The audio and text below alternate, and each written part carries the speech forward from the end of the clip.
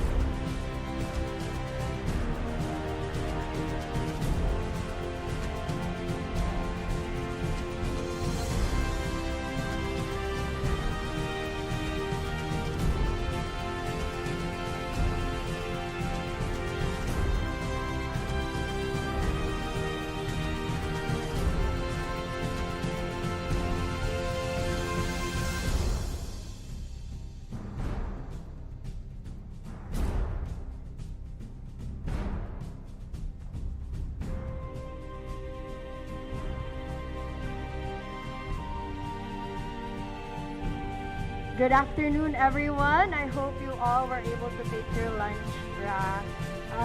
So we'll be starting in a few minutes, but before we start with the debate, can I ask everyone to please stand up for the opening prayer to be led by Ernestina Butawan?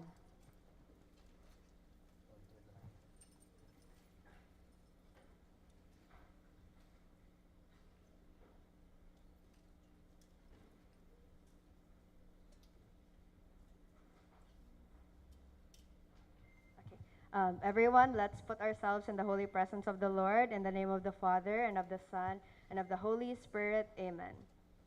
Father God, we praise you and we thank you for this wonderful day today. Thank you, Lord God, for bringing us all here safe and sound. And thank you, Lord, for the presence of each one of us here in this event. I hope and pray, Lord God, that you will all give us wisdom as we go through our PvP debates and so that we can get to know our candidates better. Lord God, in everything, we give you back all glory, honor, praises, and thanksgiving. All these we pray in Jesus' mighty name. Amen. In the name of the Father, and of the Son, and of the Holy Spirit. Amen. So please remain standing for the Philippine National Anthem and the USC hymn.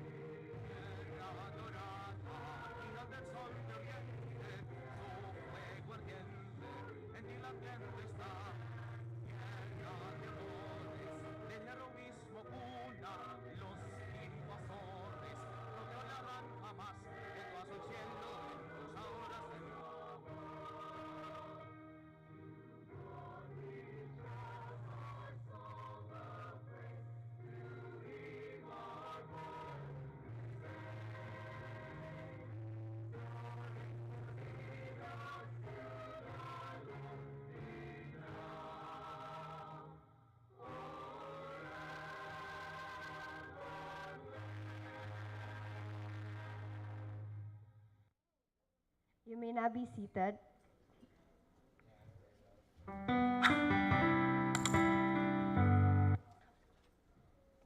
Okay, thank you so much everyone for coming to this wonderful event.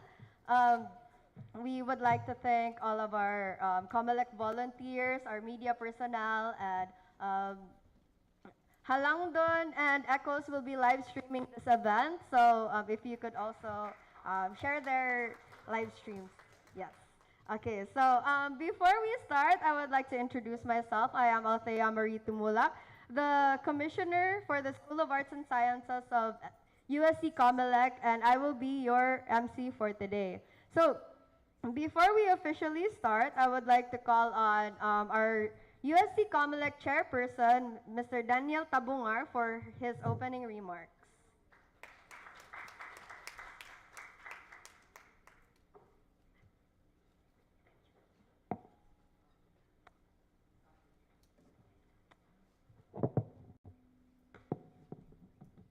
Okay, thank you so much, Thea.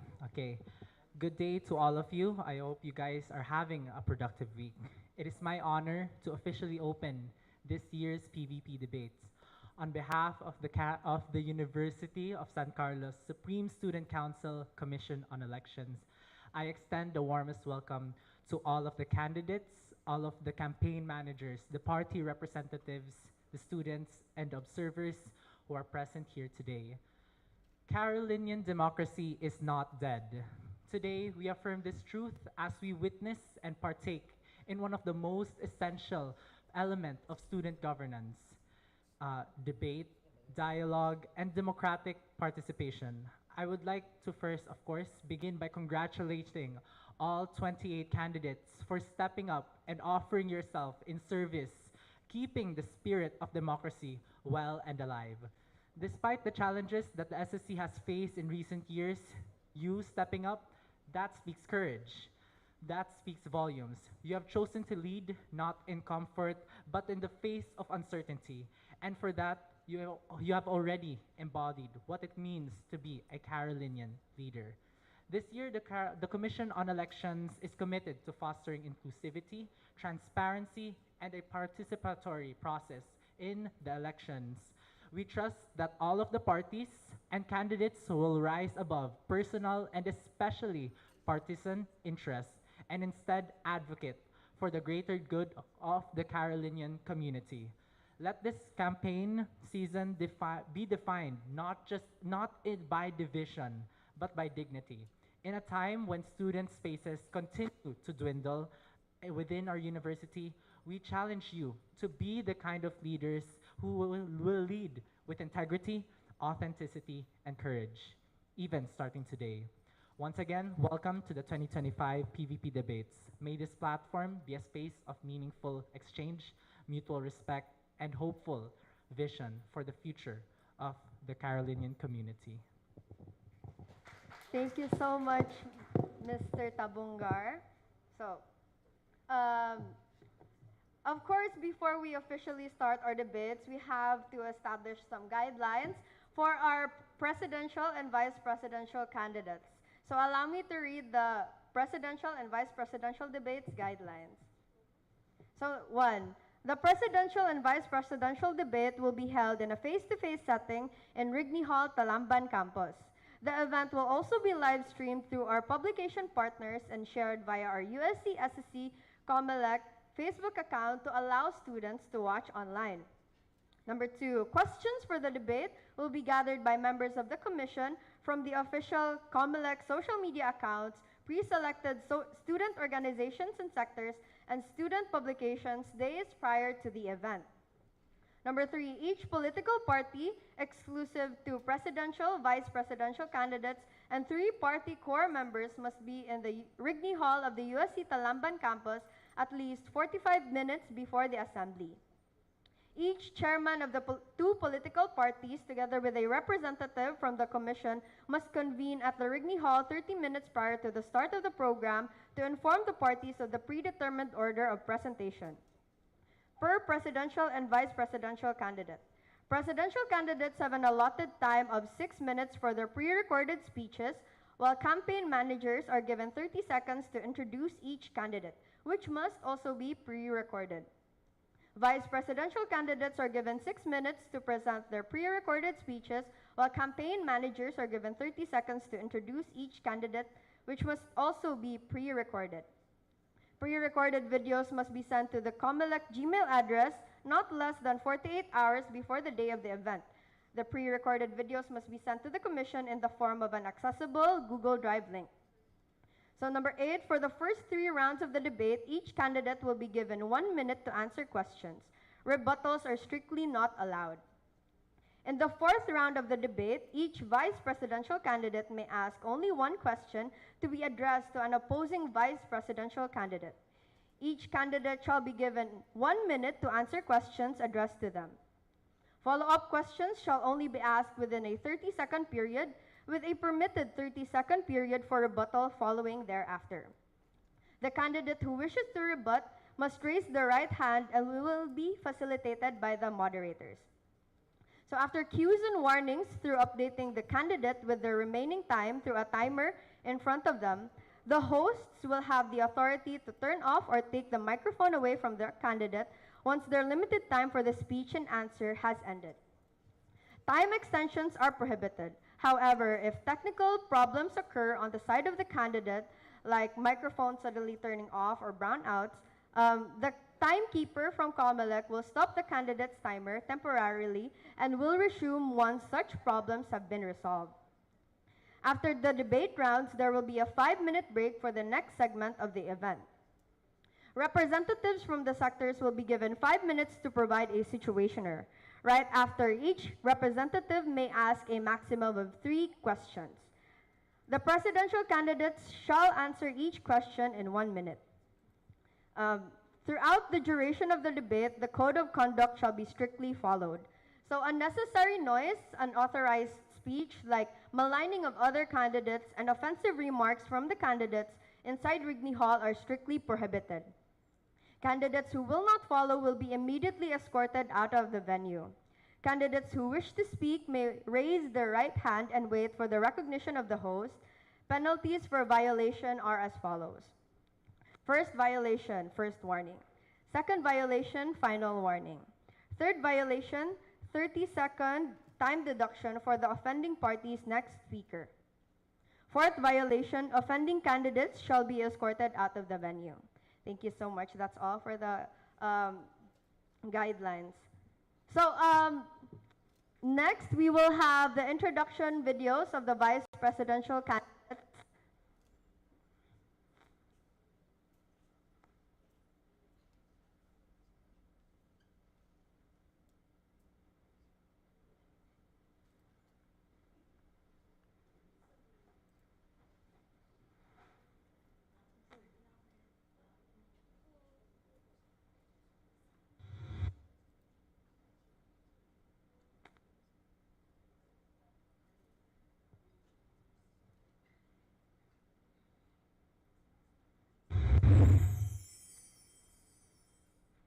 Leaders are not defined by numbers, but in the quality of service they provide to the students. I am Honilet Haritbi, an incumbent counselor of the USC Supreme Student Council, vouching for Tyler Calderon as your next SSC Vice President. I worked closely with Tyler in the council. As we worked on projects like the Carolinian Summit and Level Up, he would always take the initiative, step up when no one else would, and follow through with heart, precision, and drive. He is capable, he is dependable, and he is brave. Brave enough to run for Vice President because his purpose is rooted in genuine service and passion to make a positive change in the university. When everything felt uncertain, when all hope seemed gray and lost, Tyler stood up. Not just to lead, but to become a symbol of what leadership should be. A hope warrior. Someone who shows up in difficult times and willingly serves when it's easiest to give up. That's what defines him. Not the position he holds, but the hope he ignites and carries in the heart he continues to lead with. With the uncertainties we experience as Carolinians, leaders like Tyler brings hope. I proudly present to you the Vice President we need and you deserve, Tyler Calderon. I cannot do this alone. This is something I realized the hard way when I started my journey here at the USC. As I left my home in the province to pursue my education, as I watched my mom, a single parent, leave to be an OFW just to support for our family. I was left all alone, living life without concrete direction. The moment I came here, that's when I realized how much of assistance I need to navigate this big university. Pero, kinsa man kumangitaog tabang, kinsa man ang akong maduulan. Carolinians, with all the growing challenges we face in university, we need student leaders who put your needs first. Serbisyong, kita na pod ang unahon. I am Tyler Calderon, a second-year psychology student, your incumbent SSC counselor, ready to serve as your next Vice President. The lack of effective avenues for us to lobby our concerns makes it even harder to move forward as one Carolinian community. But I know that there is still hope, where our needs are met and our concerns will be prioritized. We will establish the Carolinian Central Student Board, an avenue where all student sectors are genuinely represented for the decision-making process of the university. As we strengthen the inclusivity, the LGBTQIA+, scholars, athletes, working students, everyone are included, heard, and empowered as we continue to push for more pro-student policies.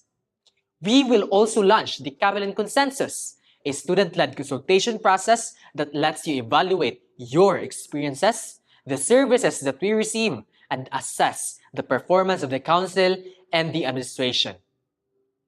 This way, we can gain feedback via data on what needs to be improved so that we can serve you better. Kasabot ko kung unsa kalisod mangita og tabang.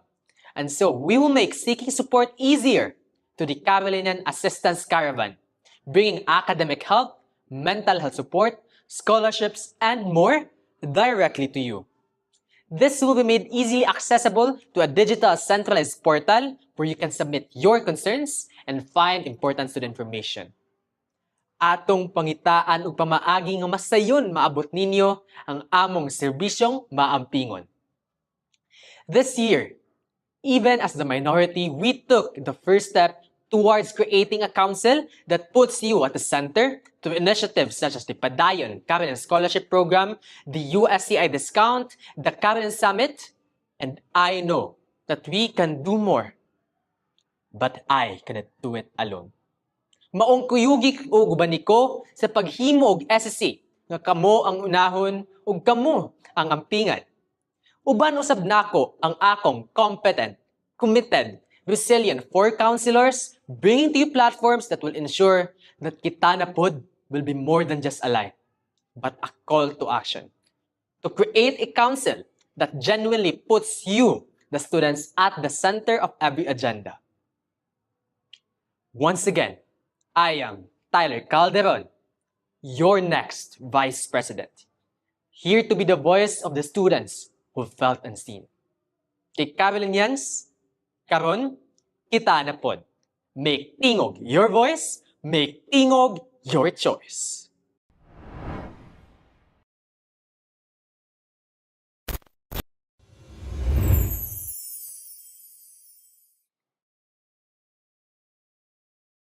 Paloma Estela to introduce. You will have 30 seconds to introduce the candidate.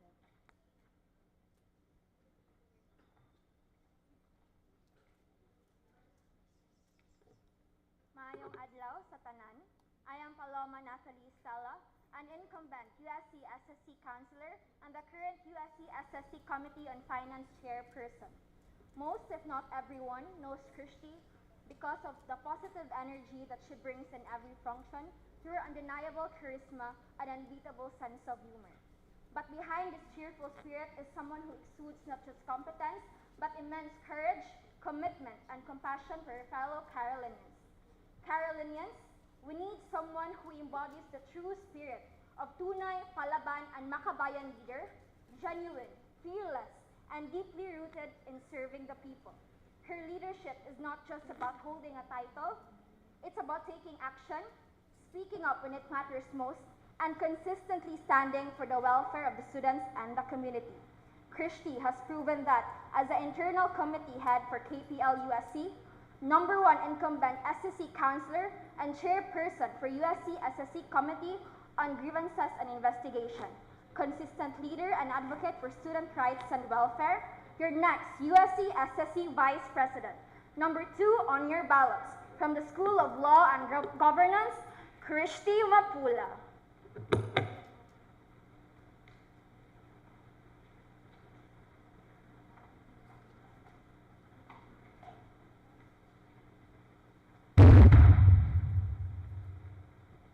Lights off at 11 p.m. A tradition my family has had ever since I was little slowly turned into, it's 11 p.m. Will another concern reach through my DMs? When students knock on my inbox at night, distressed, exhausted, and unsure where else to go, I turn on the lights in my room, open my laptop, and read them, creating a new tradition. And these concerns, we don't just respond. We carry those words with us, consciously making these personal concerns into collective action. While juggling through piled-up readings from my majors, writing worksheets, and preparing class presentations, another tab is open in my laptop filled with written letters, sent appeals, meeting schedules, and acknowledged responses, troubleshooting problems faced by Carolinians. And these very words that are written, every appeal passed, every meeting scheduled, are not for me, but is a reminder of your trust, a testament of our fight, our struggle to let our voices be heard. A fight for people trying to survive in a system that doesn't always listen, a system where students are silenced by fear and intimidation, drowned by a colonial, commercialized, and fascist education system. And we get to ask ourselves, is every fight worth it? In a system that demands, that frustrates students, we don't give up, but rather we rise up. Madasigong adlaw, Carolinians. I am Christy Maria Mapula, a student of politics, a fighter, an incumbent USC SSC counselor, and your next future SSC Vice President, running under the oldest, widest, most established, and the only truly progressive student political party in the university, the Student Alliance for Nationalism and Democracy. As a chairwoman of SSC's Committee on Complaints, Grievances, and Investigations, I have seen what many people may not be able to perceive. A university that demands so much, yet never listens. Students are afraid to speak out, student organizations held back by red tape, rights denied through silent refusal. And these are not isolated issues. They are systemic and they must be addressed. And STAND has always fought back. We fought back with G-Scope, with a grievance desk, and a developing website that will be made accessible to every Carolinian in the university. We mobilize what women want, offering free self-defense classes and providing safe spaces for women and queer community. We showed up with ABAG Carolinian and SO Subsidy Bayanihan, providing help to the Carolinians who are in need, most of it, and we finally launched MOA, Cebu's pioneering mental health subsidy program, because we prioritize mental health in real, tangible ways. Yet, it's not enough. Systemic problems need systemic change within and outside the university. And that's why we are bannering the 8-point Carolinian demands, not as a wish list, but as a collective promise to you and from you. Because individualism is not the answer.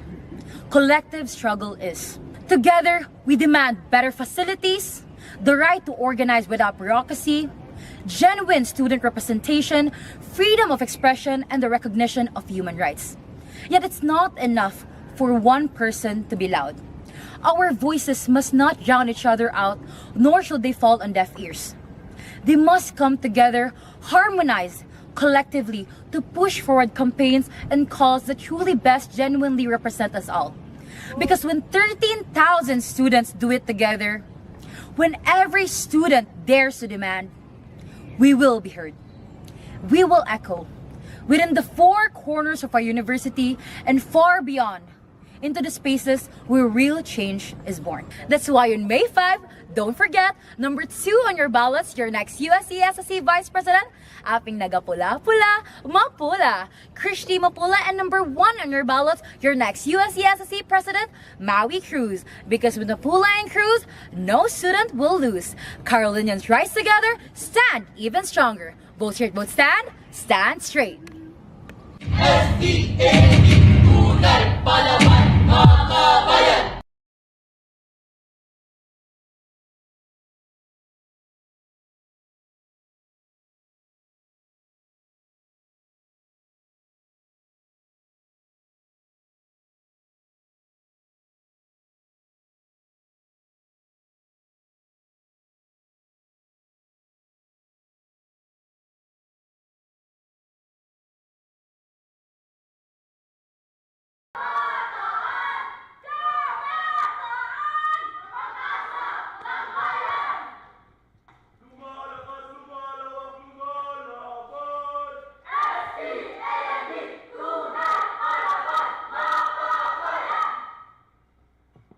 And next, our Vice Presidential candidate from Tingog Carolinian Party, Mr. Tyler Calderon.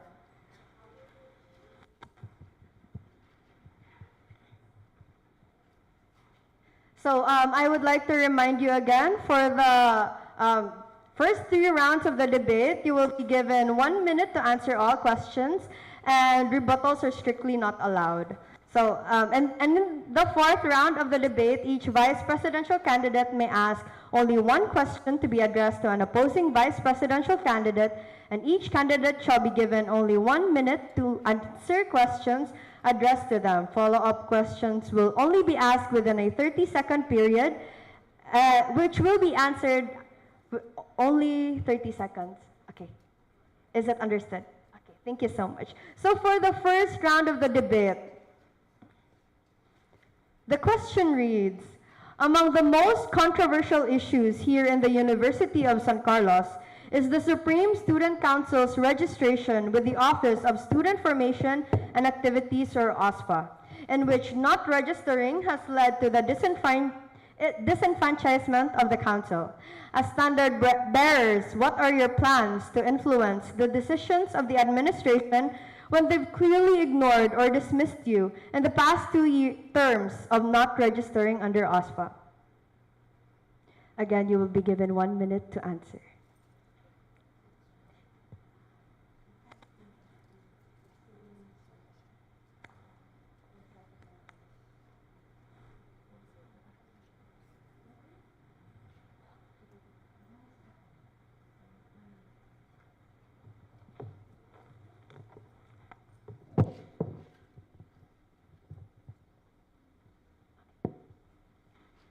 Okay.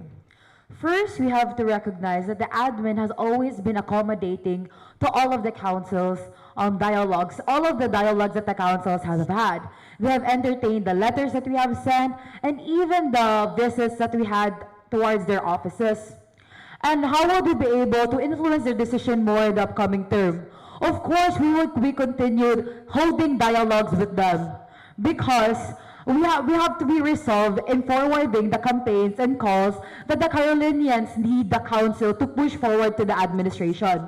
And these dialogues have bore fruit. And this is clearly manifested in the admin's willingness to revise the student manual. So by seeing this development, we have to acknowledge and realize that the admin is really willing to communicate with the council, as long as the student body is also willing to lend their voice to the council, because it is not enough for the council or for it is not enough for it to be the council as the sole body is up. Thank you so much, Christy. I would like to call on Tingog's vice presidential candidate, Tyler Calderon.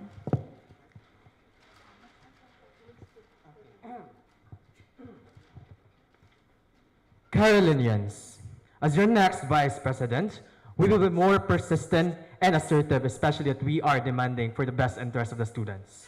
Majority of the student organizations have voted for yes because they believe that this is a more pro-student action that the council will take. And we will continue to knock on their doors even louder. Kaya at the end of the day, what we do as council is for the best of the students. Kaya this time, we believe, Carolinians, karon kita na pod.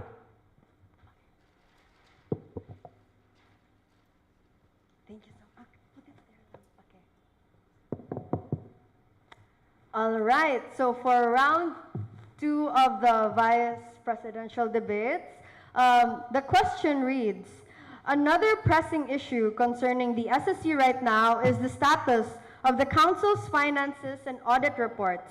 As standard bearers, what actions will you take to ensure accountability and transparency for the next academic year? Once again, another pressing issue concerning the SSC right now is the status of the council's finances and audit reports. As standard bearers, what actions will you take to ensure accountability and transparency for the next academic year?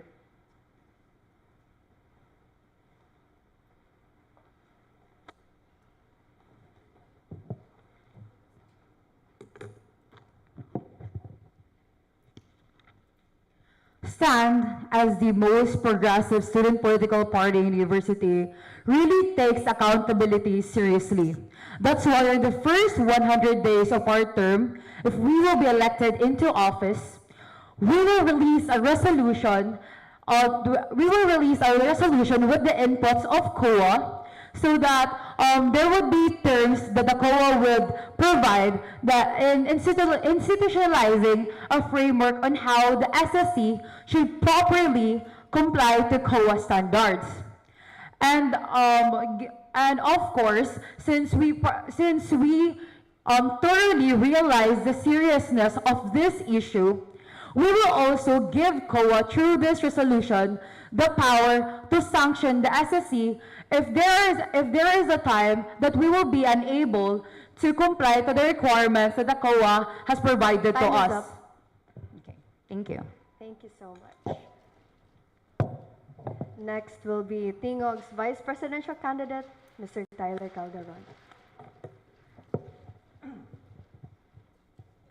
As your next vice president, I won't just be an external affairs officer, but I will be the bridge of the council to the student organizations. In terms of financial accountability, we don't need to look far because here in the University of San Carlos, we have our own JPIA, the powerhouse of accountancy and the home of the top notchers. So, if elected, I will push for a formal collaboration with USC JPIA in their expertise as the consultant of the council's finances. In this way, we can ensure a council, not only the Committee on Finance, but the whole council that is consistently meet deadlines and finish financial reports because we as student leaders are accountable for every peso that the students gave to us. Thank you.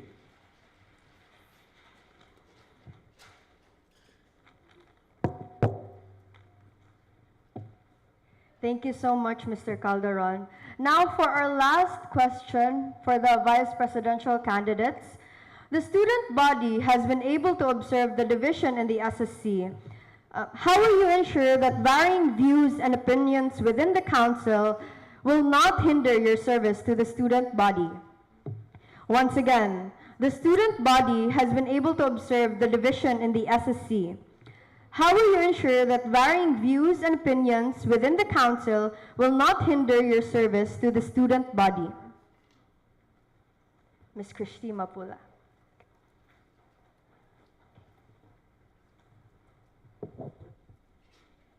STAND has always been willing to cooperate with everybody within the council because we recognize that we are representing the whole Carolinian body and that our purpose is to uphold the best interests of all the students studying here in the university. Uphold their interests not only within the university but also outside the university.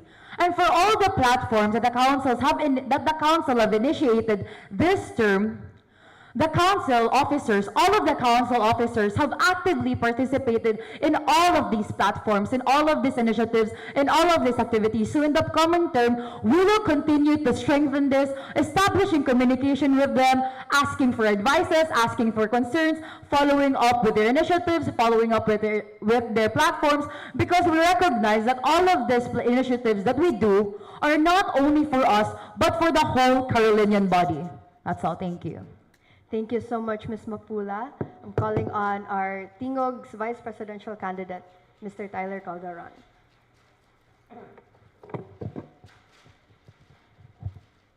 Diverse views, diverse opinions, these are not signs of divisions, but a science of healthy, thriving democracy.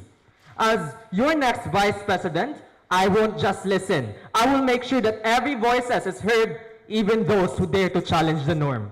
Because as your next Vice President, I will continue to remind my fellow councilor, officers to stay grounded in our core principle, that every action, that every decision and initiatives of the council shall ultimately serve the best interest of the Carolinians. Because the Karons deserve nga sila na pud ang unahon ug sila na pud ang ampingan. Thank you so much, Mr. Calderon. Moving on to round 4 of the debate for vice presidential candidates, I would like to confirm that in the 4th round of the debate, each vice presidential candidate may ask only one question to be addressed to an opposing vice presidential candidate. You may raise your hand if you would like to go first. Sige. Stands vice presidential candidate, Ms. Christy Mapula.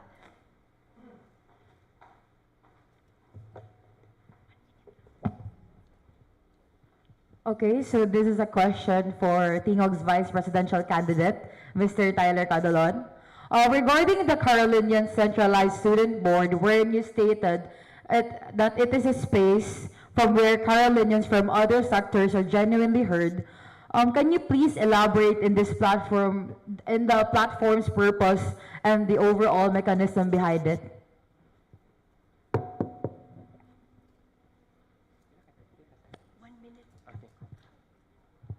Thank you so much, Stan Vice Presidential candidate, for that question. So I would like to tell or say what's my platform, the Central Student Board. It is a platform where we can finally have an avenue for all the student sectors to have a voice in the council. Yes, we have the CSO, but these only concerns to our student organizations and what we aspire to see for the next academic year. That LGBTQ+, the scholars, working students, athletes, everyone can influence the decision-making process of the USC SSC, that we can lobby directly to the administration.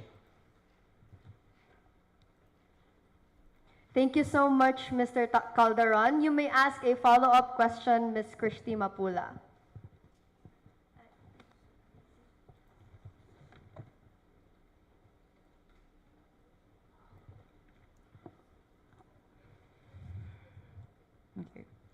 You have stated in your answer that the Carolinian Centralized Student Board is for the sectors and the CEO is for student organizations only. But isn't the individuals in these organizations part of different sectors also? So why not further empower the CSO to represent these sectors instead of making another student body here in the university whose mandate is supporting already addressed by pre-existing student bodies also like the SSC? You will be given 30 seconds to answer the follow-up question. Mr. Calderon, 30 seconds to answer the follow-up question.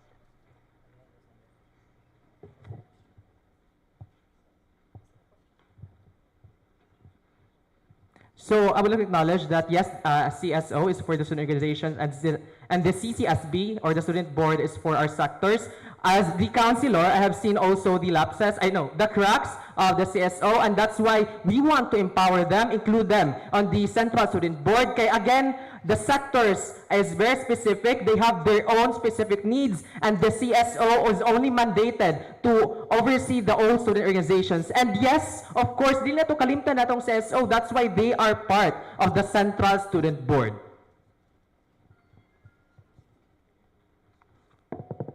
All right, thank you so much, Mr. Calderon and Ms. Christy Mapula. So that symbolizes the end of our debate for the vice presidential candidates.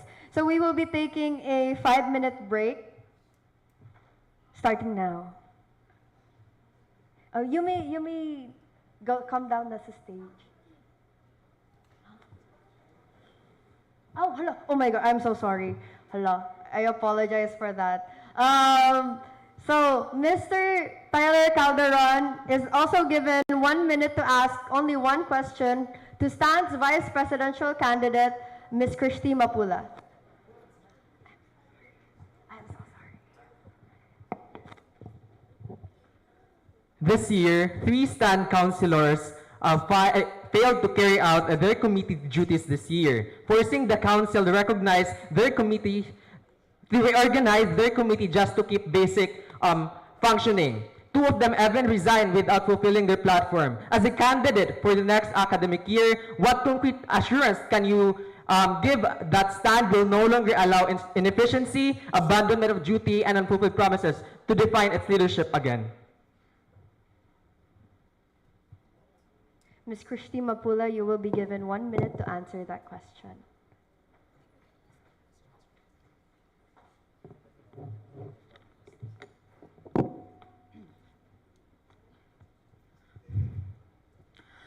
So the counselors that you have mentioned, we have to acknowledge that these very individuals are also a victim of the systemic problems plaguing here at the university. That they are systemic issues involving here at the university, such as the commercialized education, which has forced them to put their education first. Kaya makasabot man tanga, before we are student leaders, we are students first. And they run for their position because they have acknowledged these social realities within the university. And they have pushed you with their roles here at the council, and how we will be able that these possible instances wouldn't happen again in the next academic term, is that we have to consistently let the administration know of how the students are surviving here at the university, that because of a commercialized education, that because of a colonial and fascist education system, all of the students here at the university is having... Time is up. Mr. Calderon, you have 30 seconds to ask a follow-up question. If this is truly an isolated case, in light of the concerns sa katong councilors, why did it take the council and your party a significant amount of time to take action on the resignation of these councilors? Does this inefficiency a reflection of a deeper leadership problem within STAND, one that goes beyond individual accountability? Ms. Mapula, you have 30...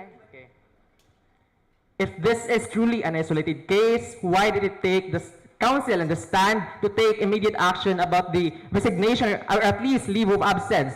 Does this a reflection of a deeper leadership problem within STAND, one that goes beyond individual accountability? You have 30 seconds to answer the question, Ms. Mapula. They have pushed you with their positions because they recognize the significance of the position they hold and the campaigns and cause that we want the admin to understand and know. And STAND is living up to its name,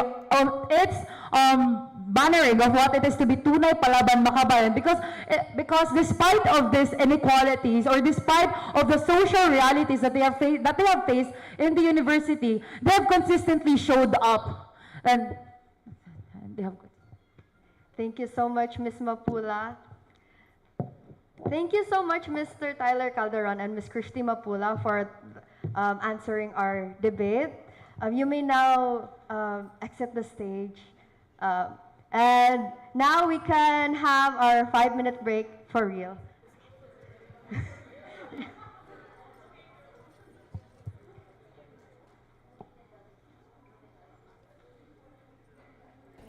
That was the first part of the debate. the vice presidential candidates facing off with each other in what I would probably consider more of a strange head-to-head. This is, by the way, Halangdon's special coverage of USC votes, the presidential and vice presidential debates. Hello, we're now live. I'm Cassandra Yu. I'm Abigail Barredo. We're here live at the Rigney Hall to bring you live coverage of the. I have a mic. We're here to bring you live coverage of the presidential and vice presidential debates organized by the SSC COMELEC, which is an independent body separate of the Commission on Elections. The current state of play right now is, if I'm not mistaken, there are 15 candidates councillors running in stand, and a total of, I think, around 12 remaining. No, not 12 actually. I think that's gone down to 9. Sorry, we don't have the numbers right now because, as you can see, we're in a bit of a tight space in the setup here.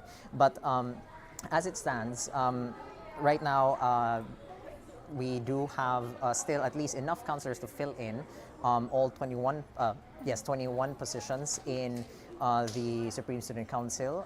It is just going to see how that will go, but that will be the councillors, which will where then they can advocate their platforms during the presidential and vice presidential. This is the presidential vice presidential debates. They'll have that during the grand rally on Tuesday, April 29, which we can't bring live coverage because we have unfortunately class obligations. We just had the vice presidential debate, at least the part of it. Abby, I think one of the things that we observed was the time limit that they were given did not seem to be enough. Yeah, it was insufficient. It was severely insufficient. More notably, Christy Mapula, the vice president for There you go. Stand. Yes, Christy Mapula is the vice president for stand. Yeah, the vice presidential candidate for Stand consistently offered or failed to offer her answers within the given time frame, which suggests that it is indeed not enough.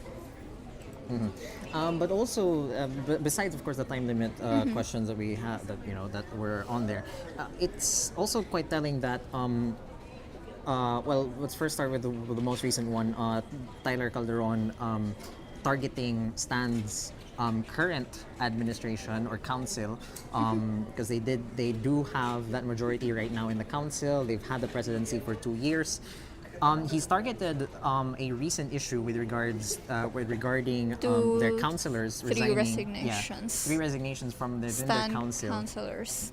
And they were part of committees, important committees, and Tyler pointed out that they failed to fulfill their obligations and also failed to realize their platforms. Now, we can talk about how a lot of the things that the candidates and councillors put out as a platform do end up never end up happening for reasons that we can go into if we want to, but strictly within the the structure and administration of the council and of course these parties as well, wouldn't this be an issue in terms of the image of Stand? Because Tyler has been targeting the image of Stand with their current council, and Stand is the incumbent council right now. I think it's quite a, if I may say so myself, an interesting political play. But what's interesting or what's significant I see is the response of the vice president to that, where she claimed that these issues lie more on the systemic struggles that these resigned councillors face, that all of us apparently do face, which is a wonder because Calderon also mentioned that where does the line end? Where is it a systemic problem, or where is it a question of leadership, and where does personal accountability enter? Although some people have been discussing, including CFW and Trash Talkan, that the issue lies on the council itself, and that going also to the whole issue in the OSFA registration, which has plagued the SSC for 2 years straight now. The entire student orgs, actually. And also all the student orgs as well, who have been incidentally implicated in this. The issue with the registration has always been a hot topic because OSFA has been, enforcing its own guidelines. Now we can talk about OSFA and whatnot, but specific to the council, it does appear like none of them, at least for how I see it, none of them appear to have any concrete solutions or actions to actually resolve the issue on the council registering under OSFA or registering to OSFA or not.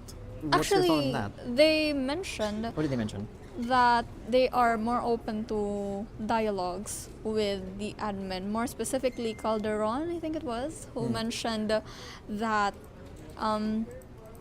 the Office of the Student Information Affairs Office of Student Information And- and Student Office of Student Information and And Activities, OSFA. affairs, okay, that they are amenable to discussions, and I think on Halongdon's personal experience, I think we can attest to that. But both of them are very open to conversing much more openly with the administration, especially since the previous administrations that refused to register under OSFA faced a significant amount of flack. And actually, and I'm not sure if we'll be able to go through on this, but the COMELEC chair actually disclosed with me on a separate interview earlier. I had a quick chat with him that it was a struggle trying to put this event together because of the struggles that unregistered orgs struggle face against the administration, since they are not entitled to privileges that apparently registered orgs are freely accessing. Yeah, and in that sense, there's also extends to the fact that students, or rather the council themselves, are unable to effectively serve and also execute any of their plans and advocacies, primarily because OSFA, being the office that does manage all those activities and also the organizations, a lot of the apparent privileges under OSFA are not, of course, afforded to SSC by virtue of the fact that they are not registered. And we can go back to the whole issue of the SSC not registering with OSFA, TC being defunded after the whole article thing. But this has become a bit of a, from my perspective here, this is just my analysis, this has become a losing game for pretty much both sides now. Students see some students see the administration as the antagonist.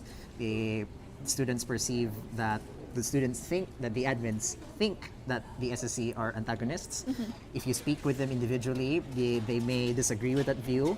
It depends, it's a matter of perspective. The result of that, however, is what you get now here. People now calling out the SSC for not being able to keep up with its platforms, its mandate, and the SSC just giving the excuse that we're struggling because of the repression we face from the administration. Which is why I think, Christopher, that the incoming SSC administration will yield or succumb, and actually, and this is my analysis and my prediction, they're going to register under OSFA, which again, just my personal view and my. It's a probability. I'm obviously not a counselor. It's an analysis that she's done. But we'll obviously wait and see the election results, which we will attempt to cover live. We'll see how we'll arrange for that. But that would also depend, because at the moment it's very evident that Stand as a party. Hold on, let's keep some distance here so that we can at least have better space. We have a lot of room here. We have a live view of ourselves here, of course. It's very evident right now that Stand USC, since the last two administrations, have always been against the registration under OSFA, although this year that was a little different, but with the events that transpired, of course, that did not go through. Tingog has always been more open to registering under OSFA, and apparently the term before Hans Balila's presidency, the first one, which I believe was the 2022 council, they did apparently register under OSFA, but Hans Balila said, when I had a chat with him some time ago, was that they weren't able to execute any activities or plans. Maybe have last comments before we continue on here? I think it's more important that we Go on with the debate. Yeah. So the next part of the debate here, they just came back from the break. The next part of the debate here will be the presidential candidates, wherein because there is no debate, there's only one presidential candidate. which is actually unprecedented. Yes, this is the first time that's happened. And It a very, will be- very long time since I think 1990s, as Dan mentioned earlier. The lone presidential candidate, Maui Cruz, will be facing questions from different sectors of the Carolinian student body. So we will see that in a little bit. We'll now return you to the debate proper with the moderator of the debate and also the SAS Commissioner, So, Thea as we Tumula. start the next part of our PVP debates, I would like to play the pre-recorded introduction video and speech of our only presidential candidate from STAND, Ms. Marian Cruz.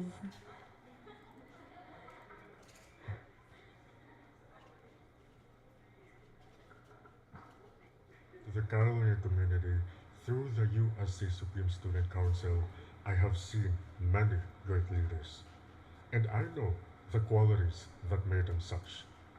This person that I am about to introduce to you exemplifies all of the qualities that I speak of. She is a personification of the progressive student movement. That in spite of the state and admin-sponsored attacks, she continues to persist and stand in front of us. That in spite of the challenges we face, she continues to fight for better conditions alongside the students. Carolinians, she is Maui Cruz, your next USC Supreme Student Council President.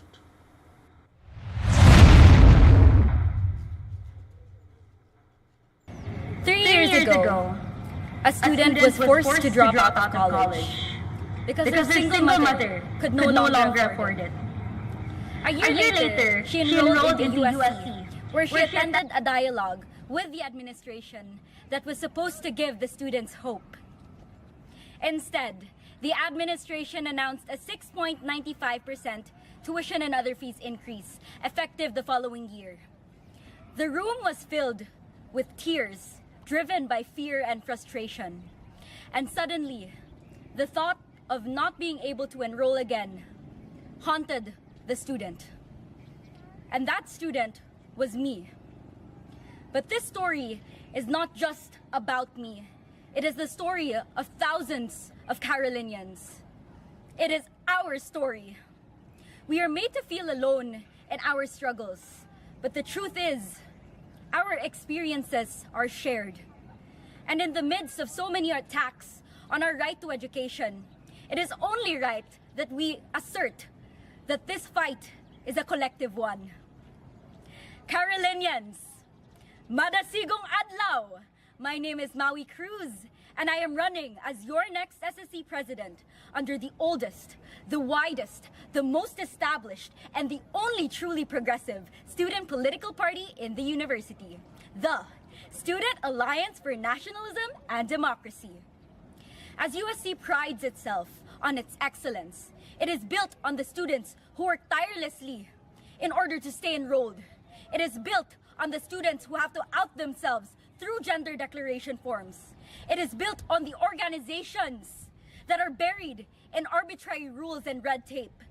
And it is built on the students who are seen as tuition payers first and as students last. And in the midst of all of these attacks, we are reminded that we must stand firm because our rights are never freely given.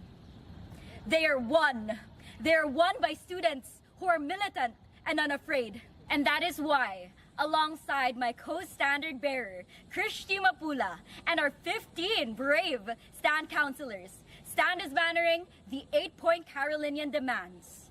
And we raise these demands because we refuse to accept a university that does not listen to the very students that give it its recognition. It is not a coincidence that I am the lone presidential candidate for this academic year. In fact, Stand Slate is the very fruit of years' worth of struggle for genuine student representation. It is so easy to give up. It is even easier to walk away from our council. But we stand here before you because we have not had it easy. And the only way to get through this is as a united student body.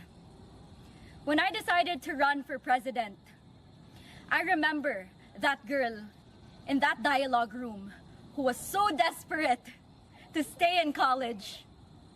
And then I remember the thousands of Carolinians and their families working tirelessly to make ends meet. This academic year was difficult, and the next will be even harder. But we will only have each other to lean on. That is why this May 5, I hope we choose each other, because that is exactly what they are afraid of. They are terrified because they know that when we organize, collectivize, when we rise together, we stand even stronger. Vote straight, vote stand, stand straight.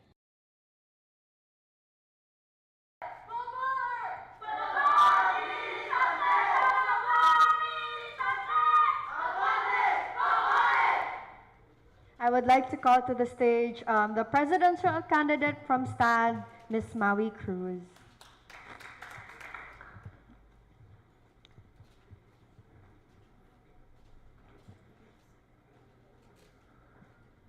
So the next part of our PVP debates will be the introduction of our sectors for the Q&A. So we have 4 sectors: the Carolinian Political Science Society, the Today's Carolinian. We also have Kabataan Party List USC, and the conglomeration of student organizations. So for Ms. Maui Cruz, you will be given 1 minute to answer all of the questions, and they will be asking a maximum of 3 questions per sector. So let's start with the first sector from the Carolinian Political Science Society. Good afternoon, everyone. I'm Josiah Montives from the Carolinian Political Science Society. First, regarding political apathy. The recent Today's Carolinian mock election surveys revealed a stark discrepancy. There are only about 400 plus respondents out of an estimated 13,000 student body enrolled in the university. This is an evident case of political apathy in the university. In what ways do you think the upcoming national elections might shape the direction or dynamics of this year's SSC elections? Following this, how will your leadership sustain political participation amongst Carolinians? In what ways can your office elevate the university and local issues to inspire students to become active citizens beyond campus? And lastly, how can the PVP office lead efforts that connects Carolinians to larger causes?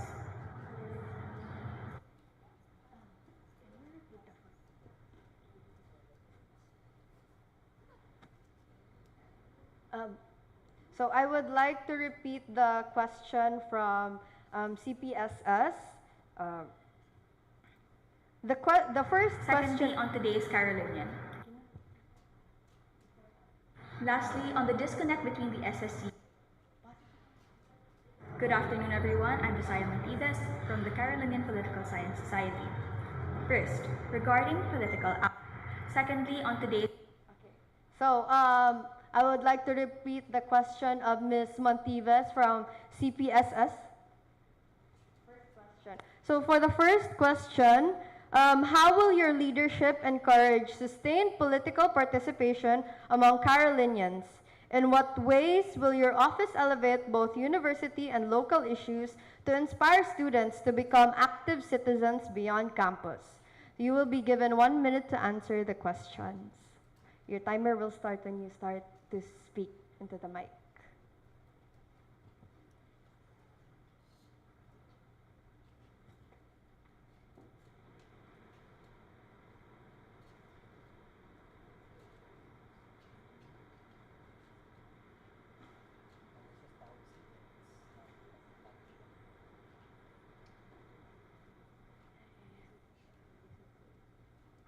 Yeah, it's okay, it's okay.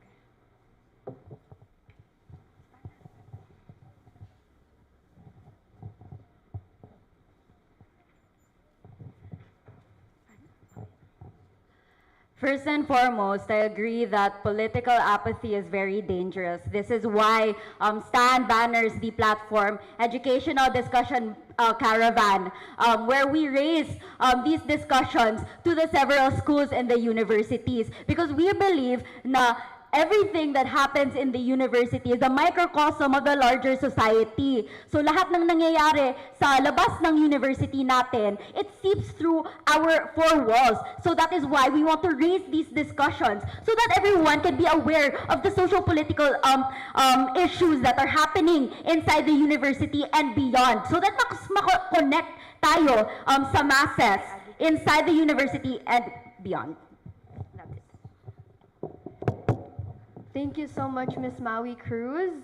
The second question of Ms. Montives is, today's Carolinian remains disenfranchised with its office forcibly removed from campus, signaling deeper issues in press freedom and student expression.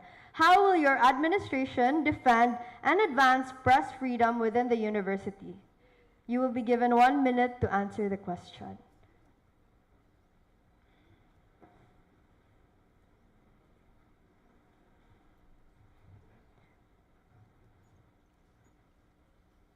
Once again, the question is, how will your administration defend and advance press freedom within the university?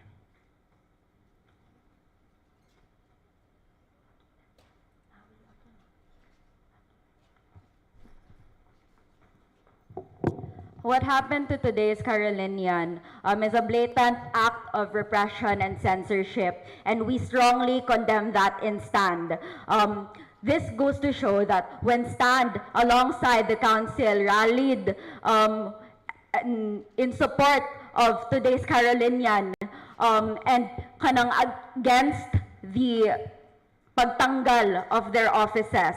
Our rallies, our mass campaigns, our advocacies, it reached to the national stage. It reached Congress when Kabataan Party List filed a resolution to condemn USC for its repression against today's Carolinian. And in my term, we will continue to support today's Carolinian and all student organizations, all student publications in all of their endeavors when it comes to press freedom. Thank you. Thank you so much, Ms. Cruz. Now, for the final question of Ms. Montives,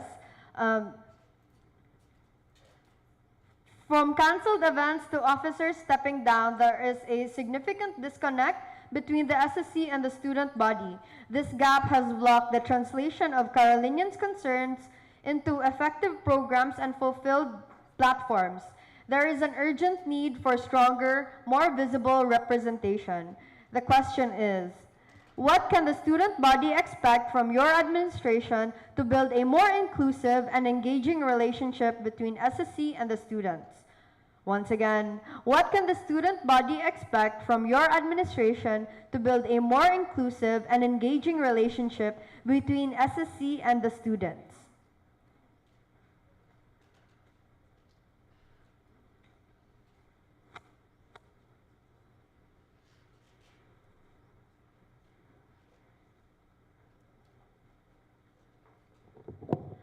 First and foremost, we will utilize the SSC liaisons to be able to bridge the gap between the council and the students. We will further strengthen our liaisons by appointing them earlier. Furthermore, that is why we have the conglomeration of student organizations. So lahat ng mga grievances ng student organizations, all initiatives that they want to implement, all initiatives that the students want to implement can be circled to the CSO, and so that the CSO can lobby it then to the SSC. Thank you. All right, thank you so much, Ms. Cruz. That was all for our Sector 1 from the Carolinian Political Science Society. So next sector would be from today's Carolinian. I would like to call on Ms. Denny Molato for the situationer and her questions.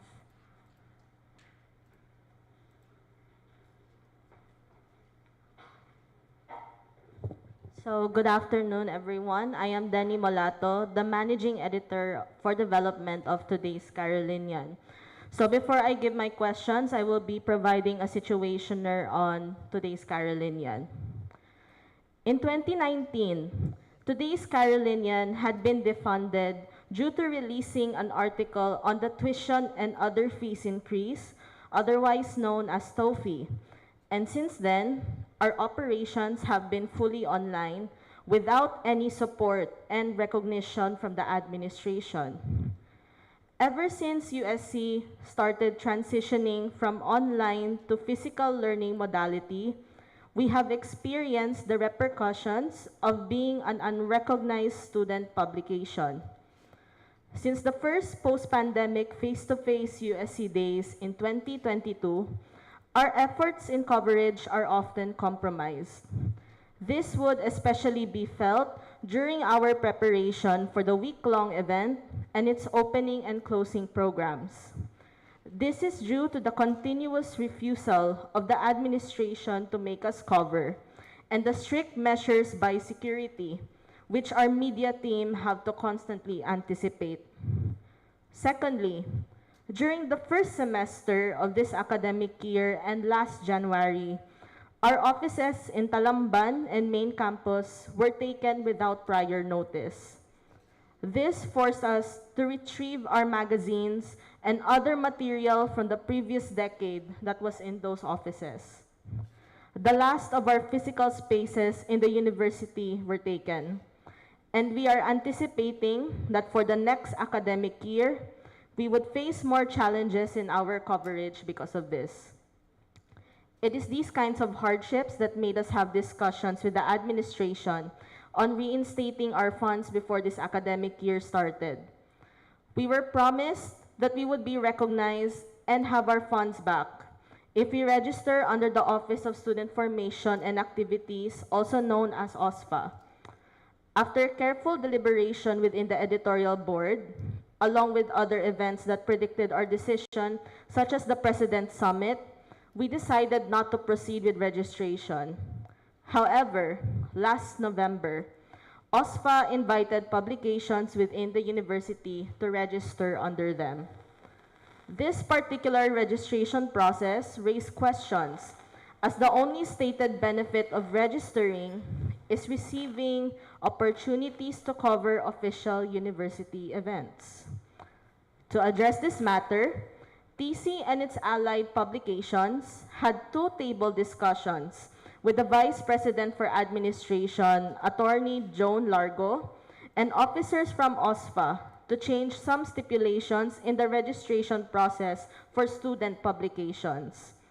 Though we have published the developments from those meetings, and all of the publications present were promised to receive updates on the reception of such revisions, we are yet to receive a response from Attorney Largo on how the March 17 USC Cabinet meeting went. With all of these stated, these are my questions. First, how does the next council see them helping us in our continuous demand to reinstate our funds and offices and making our coverage efforts, especially during USC days, smoother? What are the steps you will take? Second, with the stated benefit, do you as an aspiring SSC candidate perceive the OSPA student publication registration process as something favorable or not, and why? That would be all. Thank you.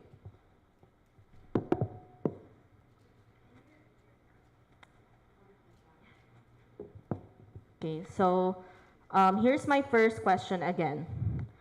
How does the next council see them helping us in our continuous demand to reinstate our funds and offices and making our coverage efforts, especially during USC days, smoother? What are the steps that you will take?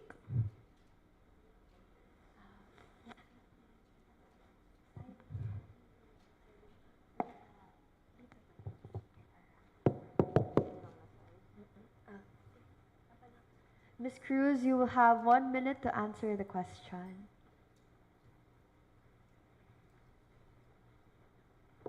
As I stated before, the Council will continue to support today's Carolinian and all student publications in our fight to defend press freedom. That being said, we will continue knocking on the doors of the administration. We will continue lobbying our demands to the administration through dialogues, through plans, and we will continue to support today's Carolinian by consulting external organizations like the National Union of Lawyers of the Philippines. Maybe we can turn this to a legal battle where they can provide you with legal solutions to assert to the administration that today's Carolinian is the official publication of the university, and thus it should have the privileges that a student publication deserves.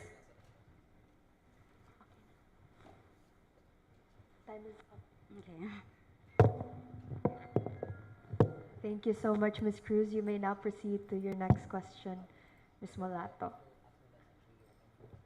Okay, so I'll be repeating my second question. With the stated benefit, do you, as an aspiring SSC presidential candidate, perceive the OSPA student publication registration process as something favorable or not, and why?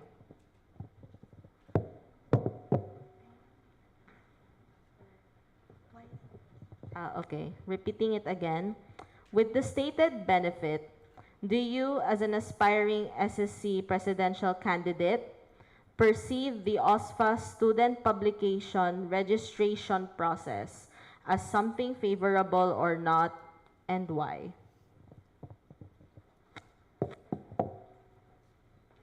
This is a similar case to the council's registration, and my take on that is na in a similar way na the students are the ones that choose its genuine student representation. It is also the students who choose kung kinsa man ang ilahang tinuod student publication. That being said, I think that it is also if you register, it is also risking if you create articles that are to the detriment of the university, if they disdain the university's name. You risk being defunded, you risk losing the privileges once again. And I think na at the end of the day, the students will still continue to support today's Carolinian. And this was seen sa previous clamor when your offices were removed. It was seen through the constant support and shares ng mga Carolinians sa TC. Thank you. Thank you so much, Ms. Cruz. Ms. Malata, you can proceed na to your final question. That was all from today's Carolinians representative, Ms. Dani Molato. All right, so moving on to our third sector, from the Kabataan Party List USC, I would like to call on Ms. Trisha Baterna to give the situationer and her questions.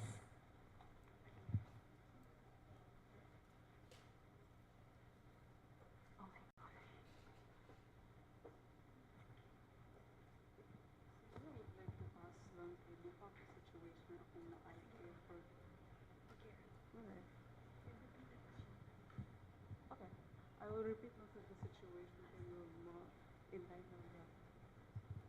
Good afternoon, everyone. So while I also work, Take those. So to formally introduce myself, I am Trisha C. Baterna. I also work part-time po sa Today's Carolinian as a researcher. But other than my affiliation with Today's Carolinian, I am also the vice chairperson for Kabataan Party List USC. So for our presidential candidate, I have only prepared around 2 questions. Each has its own different situationer. So for that, I will just repeat both the situationer and the question twice. So for my first question, well, unaon lang ako ang situation muna. So recently, the presence of SSC has been debated among the students because their presence is not felt in the university.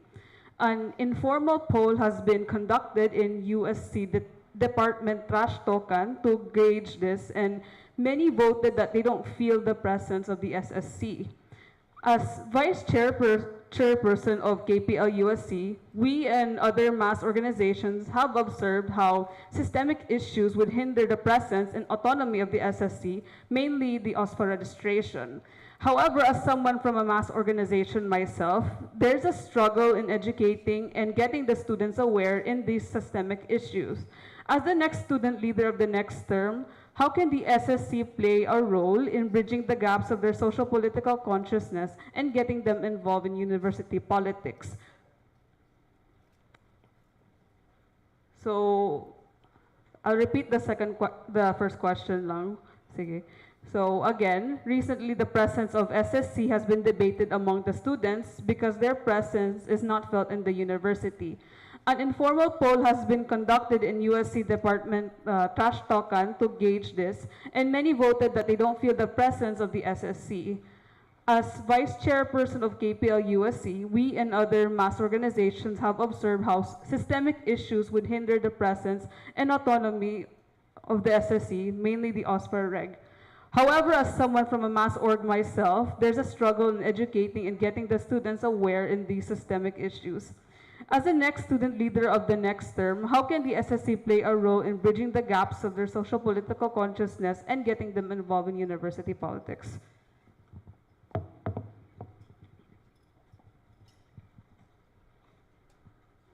Ms. Cruz, you will be given 1 minute to answer the question. Valid naman yung mga sentiments ng mga students who feel disconnected to the council. Siguro to combat this and to kanang show them kung unsa man ang tinuod nga kahimtang sa council and what led us to this state right now is to continue lobbying discussions on the council. Dili ra sa council mismo, but also our issues going outside the four walls of the university. That is why, again, we have the platform called ED Caravan, so that we can raise these educational discussions to places where it needs it most, so that the students will know what's going on inside our university and beyond. That is also why we have the USC situationer, and it is a detailed document that details all of the issues faced by the students right now, and we always hold it. Thank you so much, Ms. Cruz. Ms. Baterna, you can proceed to your next question. Sige, for the second question, another situation, a brief na situationer. So, in light of the recent Cebu walkout last March 17, many Carolinians were harassed by the masses. Activists or not, Carolinians endured verbal and physical forms of harassment, ranging from calling them NPA to physical assault. As one of the people who have collated the cases of harassment following the walkout, I would like to ask if you have any plans to address this aspect of USC's political climate in the next term, considering that such harassment will happen again. Again, in light of the recent Cebu walkout last March 17, many Carolinians were harassed by the masses. Activists or not, Carolinians endured verbal and physical forms of harassment, ranging from calling them NPA to physical assault. As one of the people who have collated the cases of harassment following the walkout, I would like to ask if you have any plans to address this aspect of USC's political climate in the next term, considering that such harassment will happen again. Thank you so much, Ms. Butterly. You have 1 minute to answer the question, Ms. Cruz. As one of the people who got harassed during that walkout, I think na it's very fitting for me to answer this question. Siguro, in order to ensure that these cases do not happen again or to mitigate it, we have to raise it beyond USC. We lobby it to the Commission on Human Rights, which we did with Kabataan Party List. And to kanang encourage our schools to strengthen the straw ordinance, not just in USC, but in all universities. Kay dili raman ang USC ang na-harass sa kanang mga DDS. And then to call for the administration to take a stance on it because it's not enough nga mo silent sila in the face of their own constituents. I'm getting harassed. That is all. Thank you. Thank you so much, Ms. Cruz. We may proceed to the last sector, Sector 4. A representative from the Conglomeration of Student Organizations, or CSO, Mr. Jared Moanya, will be giving the situationer and questions.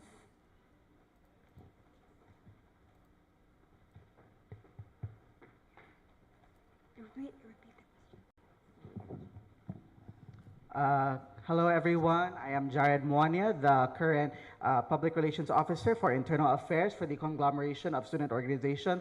So I only have 2 questions here along with 2 situationers. So for the first one, the Supreme Student Council has always claimed to uphold the right to organize within the university. It is seen in the efforts of communicating and including the student organizations in SSC programs and activities. However, the needs to function as organizations go beyond, especially in the midst of disenfranchisement threats, red taping, and the lack of budgeting that student organizations face.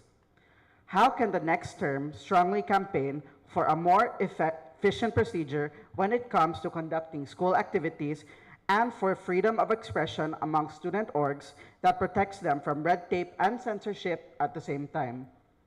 Once again, how can the next term strongly campaign for a more efficient procedure when it comes to conducting school activities and for freedom of expression among student orgs that protects them from red tape and censorship at the same time? Thank you. Okay, sorry, I'll repeat the situation. So, the Supreme Student Council has always claimed to uphold the right to organize within the university. It is seen in the efforts of communicating and including the student organizations in SSC programs and activities. However, the needs to function as organizations go beyond, especially in the midst of disenfranchisement threats, red taping, and lack of budgeting that SLs face. All right. Ms. Cruz, you have 1 minute to answer. Oh, okay. Can you repeat your question one last time? Okay, sorry. How can the next term strongly campaign for a more efficient procedure when it comes to conducting school activities and for freedom of expression among student orgs that protects them from red tape and censorship at the same time?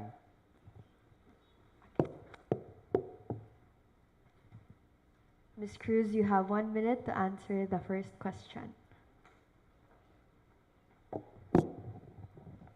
It is our first demand in the 8-point Carolinian demands to defend our right to organize. And STAND will do so by ensuring that there is a student representation in the accreditation process as per straw ordinance. So we are also calling to strengthen the straw ordinance again in USC so that all org initiatives so that the org's initiatives are easier and that it's more streamlined and that it protects the organizations from any arbitrary rules. Furthermore, we also have platforms like G-Scope, which is a grievance system if any orgs have problems, and SO subsidy, which funds organizations that need it most. That is why you must vote for leaders who are tunay palaban at makabayan. Thank you. All right, thank you so much. So for my next question, The conglomeration of student organizations, or CSO, is said to be the alliance of co-curricular organizations, student publications, and local councils.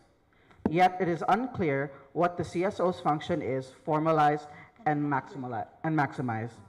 There is a lack of collaboration among student organizations, which result in a gap between our leaders and student formations.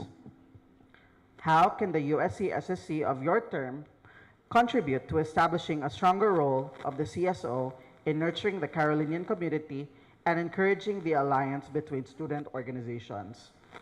Once again, the conglomeration of student organizations, or CSO, is said to be the alliance of co-curricular organizations, student publications, and local councils.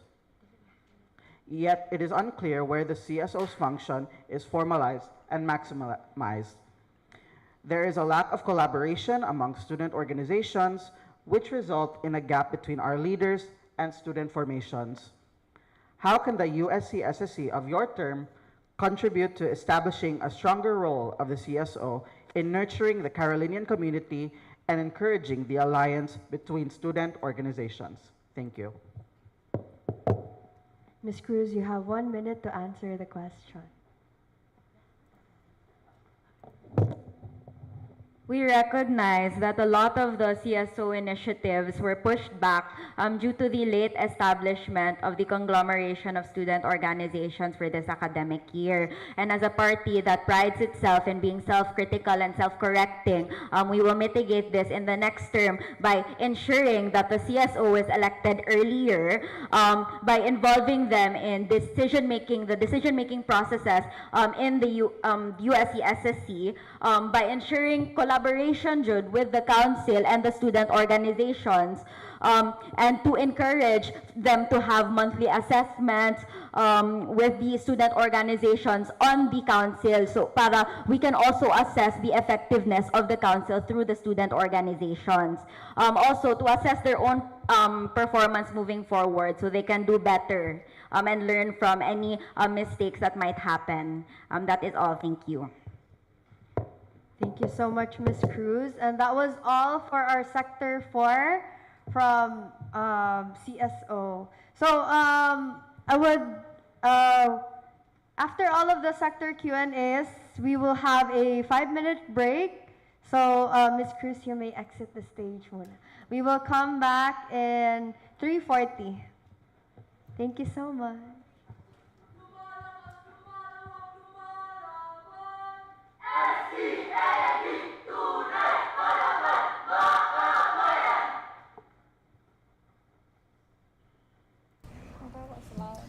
So, that was loud indeed, and that has been the presidential, well, not so much debate, but more like a town hall, which I think, for those of you who may be watching from DCLL, you might see it as a familiar concept from when we had the Solaris elections Apologies. last year. So, Which he yeah, organized. Yes, and of course I organized it, but that's besides the point. I really did not have to mention that. Okay. Well, I would want to talk about the organization of this, but we have to get to the meat of it because there are quite a number of issues discussed, including the straw ordinance. Yes, and something that I want to mention, I might get flack for this. We did speak with a member of the administration. I will not specify when or what or how and who. But they mentioned that the straw ordinance does not have any Legal backing. legal basis or bearing, because apparently it is a form of overreach. So apparently it is overreaching the powers of the local government, which is it's something I'm not really sure of course, because again, we're just students, we're not lost, we're not studying law. Yes. But the fact of the matter is, there is no jurisprudence or cases that has been filed against the straw ordinance. So the kind of open question is the straw ordinance even legal or constitutional in its own right? And we could, try to discuss an answer to that. But like, the fact that STAND is like heavily throwing its strategy towards that ordinance, it kind of makes you wonder if they might potentially go and enter into a legal battle. Not Actually- that I'm sure they will, but that could be a possibility. It's not the first time that Stan used and invoke the straw ordinance, but I don't think we're getting any response or like any substantial result from the constant citation of the straw ordinance actually. So one really puts the question whether or not it's valid, the ordinance in itself. Does it actually have any legal basis? Is it any substantial? Does it have any substance to it? And secondly, what will it take for Stan to officially and legally invoke the straw ordinance? Yeah, although I'm not familiar with the full stipulations of the ordinance, you can try and research it. You can also research it yourself there at home to see if there's any mention of the procedures for actually enforcing that ordinance. But then again, it's kind of like at this point we are trying to get help from an external force rather than getting it from within. Because remember, Stand USC was a grassroots organization that was formed. Remind me, was it during martial law or after martial law? We've already forgotten the history, but still, a lot of the significance of Stand USC was, against that, what the occurrences during martial law. So I think they were actually a thing already during the martial law era, and they had a militant history and the grassroots kind of movement. For them to get help from an external organization, I'm wondering how that's going to be perceived. I say external organization, that's practically local government. I wonder how that's going to be perceived if they do actually somehow manage to invoke that ordinance and are able to enforce those provisions in the ordinance. There's also the matter of the independence of a university, of educational institution, to maintain their own autonomy. Oh yes, that as well. Because apparently, if you recall, during the TOEFI discussions from, I think it was the first Hans Belila administration, it was discovered that apparently CHED considers USC as an autonomous university, which apparently means that the CHED cannot control what the university does, which at that point goes into a more political question of what the heck is CHED doing then if their mandate was supposed to be to manage all tertiary universities and colleges in the Philippines, private or not. That's besides the point. The thing at the end of the day is that it does seem like Stan might be struggling, this is my perception. Stan may be struggling to actually find solutions for the issues that they're facing now. Because any and all things that they've done and are trying again are not working. Apparently negotiations have not worked. You saw that in the opening video of Maui talking about the TOEFI issue, which was in, I believe, 2019 or 2018. We were not here yet when that happened, so we're just basing it off of reports from TC, ironic enough. Yeah, and there's also a bunch of other stuff as well that were discussed, but your thoughts on that, if you have any? I think it's very interesting that they brought up various student organizations and try to address the issues that are close to the hearts of these organizations, such as CPSS, the Carolinian Political Science Society, TC, Today's Carolinian, and CSO. I think that's quite honestly quite brilliant of COMELEC to arrange. Yeah. Well, speaking of CSO, one of the questions they had was regarding the function of CSO. And this is something that I want to discuss, of course. Like, I was actually supposedly nominated for a position in CSO. I obviously declined it on the basis of conflict of interest. I'm here and working as a journalist. It's kind of mind-boggling to me that, they try to organize the CSO for, I think, the second time since I've been here in the university, and it doesn't seem to have a direction or a perceivable purpose. Actually, you have the same sentiments on that? Actually, it was brought up earlier in the VP debates. I think it was one of Calderon's platforms was a platform to lobby grievances in, and then if I remember correctly, actually, Mapula asked the question of what is its purpose, what is its relevance in the face of other various organizations, and CEO surfaced in that conversation. Mm-hmm. And even to this day, we still don't know what actual purpose the CSO actually serve. Is it just a mere union of student organizations?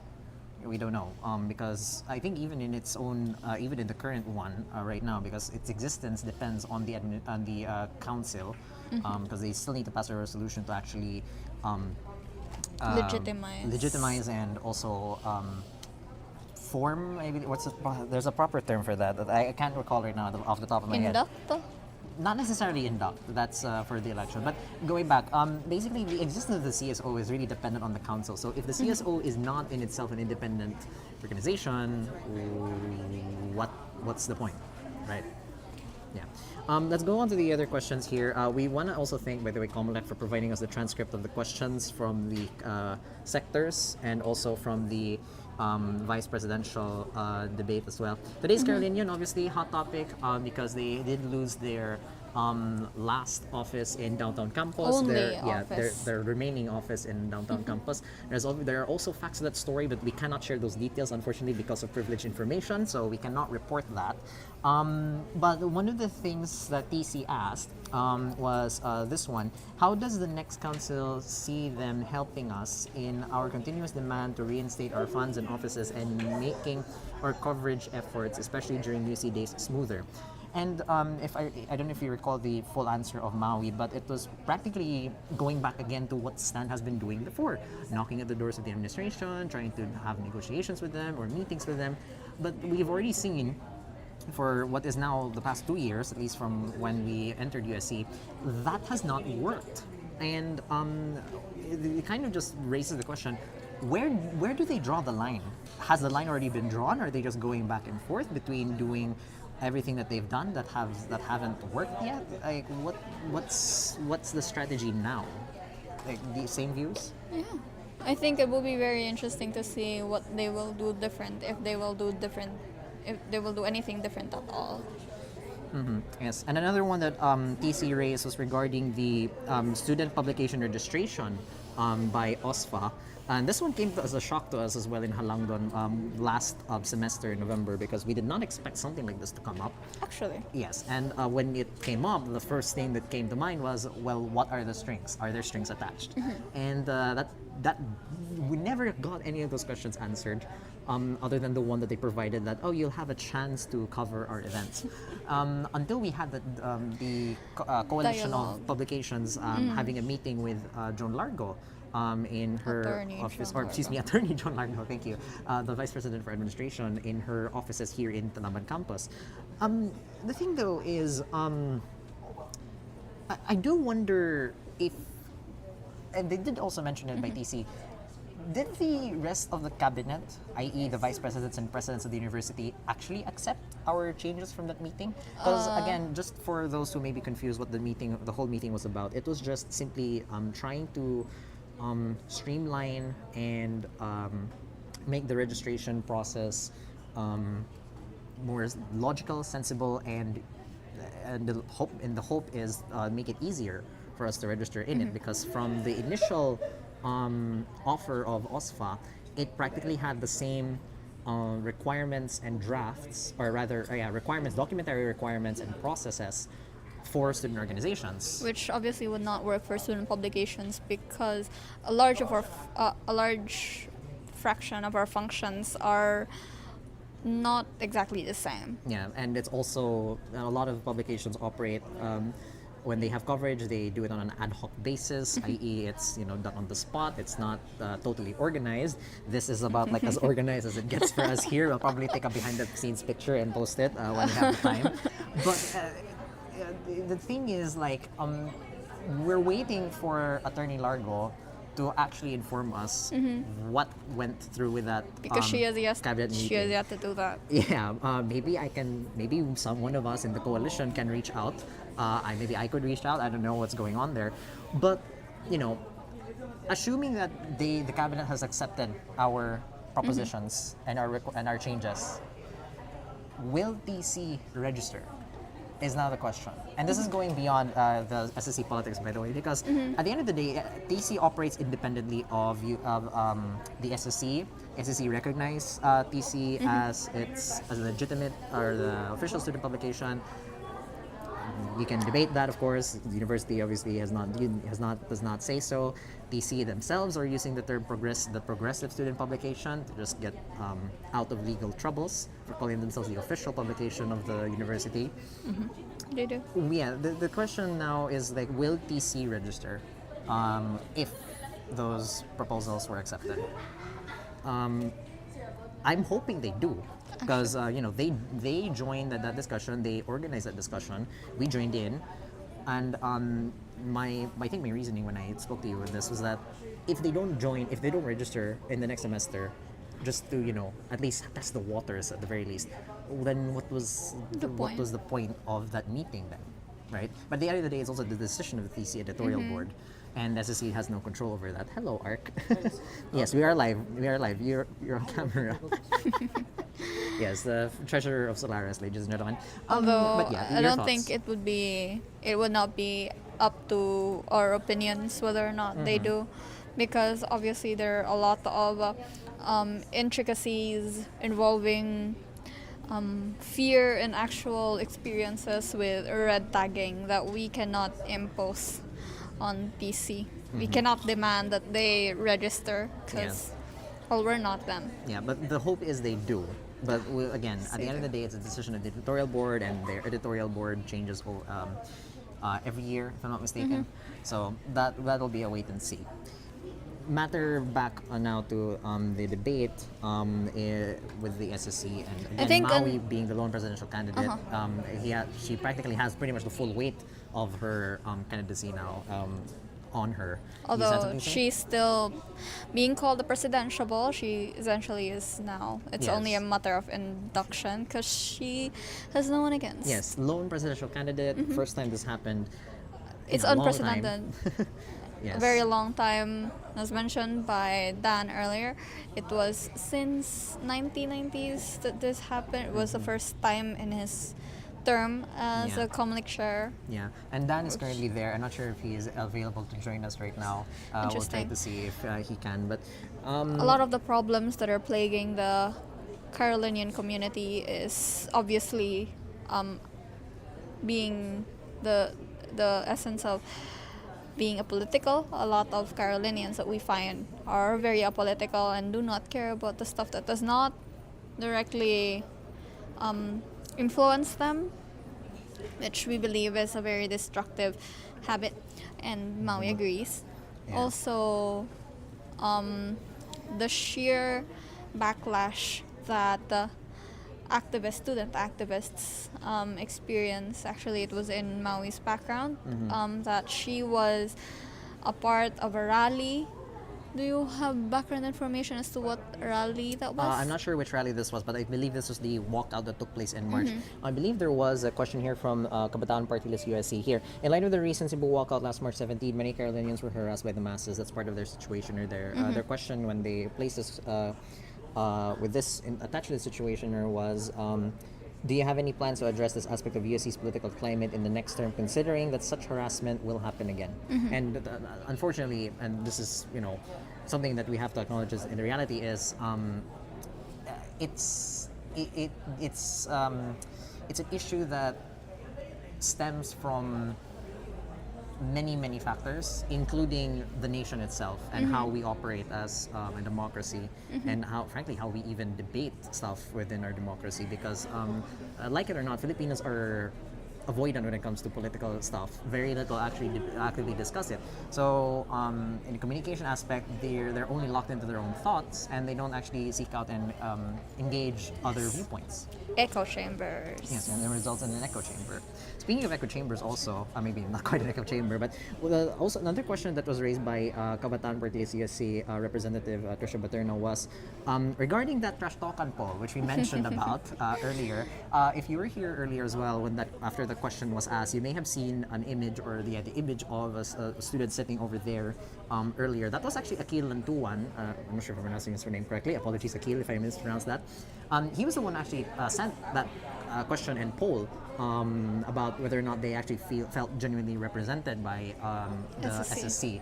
And I'm not sure what the numbers are now, but I am not going to be surprised if 90% of it is still no, that the SSC did not represent them or did not genuinely represent them.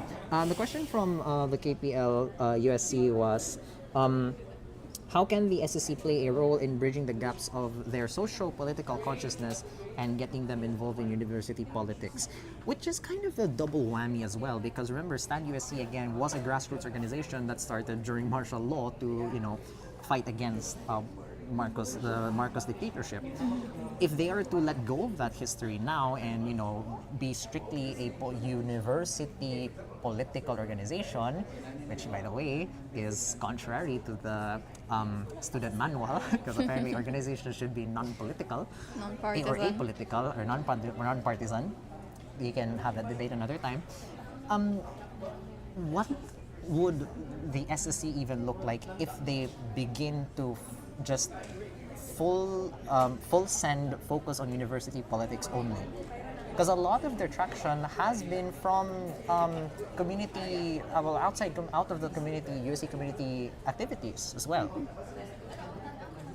I have no idea. I have no idea either. It's really a question that Stan has to answer, because this is however you see it, it could either be a crossroads now, or it could be the problem that facilitates their downfall. It's a question that can only be answered in a matter of time. We have yet to see Maui and whoever her VP would be, and their administration together. I think it will be very interesting to see how they would thread political issues. Yes, and at that point, we'll have to see how that goes. By the way, just for those who may be new to the Supreme Student Council's structure, the president does not actually have voting powers in the council. They are merely, well, not really merely, but more or less like, if you think of it like the head of state or the monarch in England, they are just really just more or less a figurehead, but they do get to dictate, and during council sessions they are, well, the president of the council. They manage that session, of course, with the secretary general of the council. The only time that the president has voting powers is if there's a tie, and we did see that during the first during our first year when the SSC and political orgs ended up tying the votes for the question of whether or not the SSC should register under OSPA. And of course, Hans Balilab, having his views already public previously, it was not a surprise that he voted no with his tiebreaker vote. So that's what happened. Which ended up with SSC not registering under OSPA, which is ironic for a lot of us, because the discussions were heated and it turned out to be a tiebreaker. Yeah. It was a fun time for Halagdan. Yeah, we did not talk about that time. Going back here to the question from TC here. Or sorry, not TC, CPSS actually, the first ones who asked the first sector to actually ask their question. Let's see. The first question they asked was, how will your leadership encourage sustained political participation among Carolinians, and in what ways will your office elevate both university and local issues to inspire students to become active citizens beyond campus? Which is actually a direct opposite, I guess, to the question of, I'm not sure, I forgot which organization it was. I think it was KPL. KPL, or not even the exact opposite. This is a similar question from KPL, asking, how the USC can play a role in bridging a gap between their social political consciousness and getting them involved in university politics. And the one from CPSS is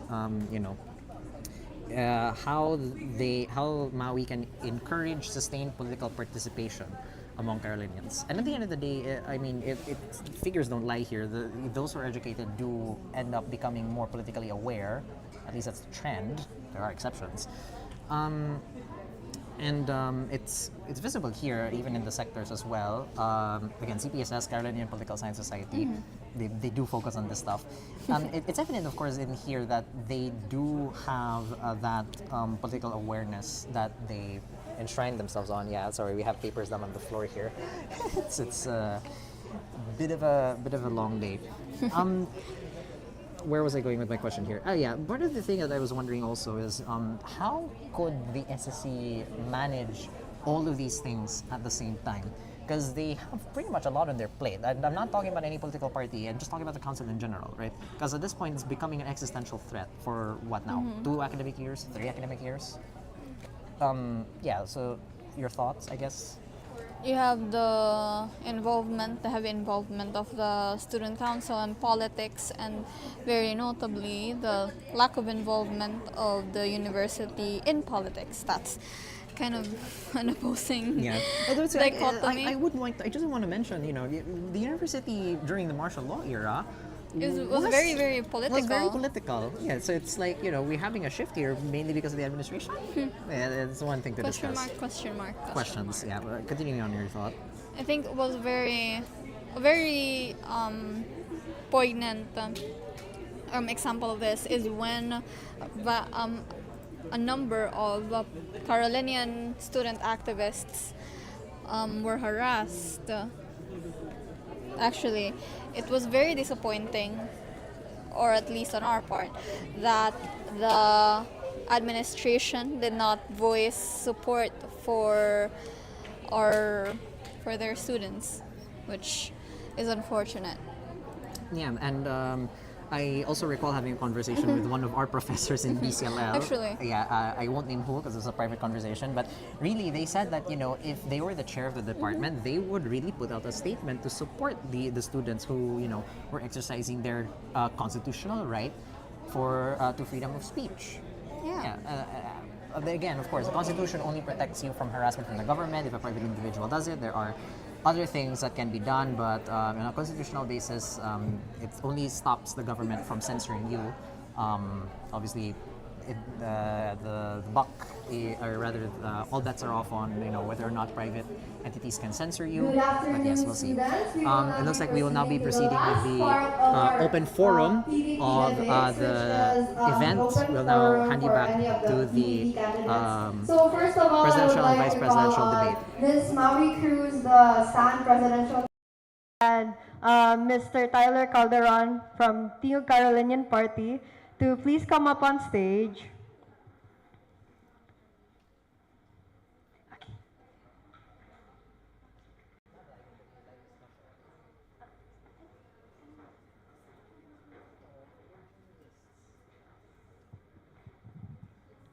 All right, the first person who will, each candidate will be given 1 minute to deliver their question, and the opposing candidate will be given 1 minute to answer. So you will also be given a follow-up, you can also give a follow-up question for 30 seconds, to which the opposing candidate will respond in 30 seconds as well. So I would like to call on the Tingog Carolinian Vice Presidential candidate, Mr. Tyler Calderon, to deliver his question to Stan's presidential candidate, Maui Cruz.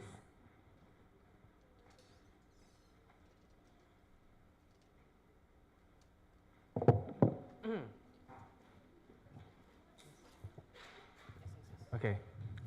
You are expected to be the next president under the same party of the incumbent president who won this academic year, who at the same time the person who promised of the prioritization of the USC SSC Constitutional Convention. Yet as of the moment, wala siya nalihok due to other factors that we duly recognize and acknowledge pod. Given that the same hurdles may occur for the next academic year, what are your concrete plans in making sure that this time ma-prioritize na ang CONCON, given that we know how outdated our consti is? Can you repeat your question one more time, Mr. Calderon? Okay, so you are expected to be the next president under the same party of the incumbent SSC president who won this academic year, who at the same time the person who promised of the prioritization of the USC Constitutional Convention. Yet, as of the moment, wala siya nalihok due to other factors that we duly acknowledge and recognize. Given that the same hurdles may occur for the next academic year, what are your plans to prioritize the CONCON, given that we know how outdated our consti is? Ms. Cruz, you will be given 1 minute to answer the question.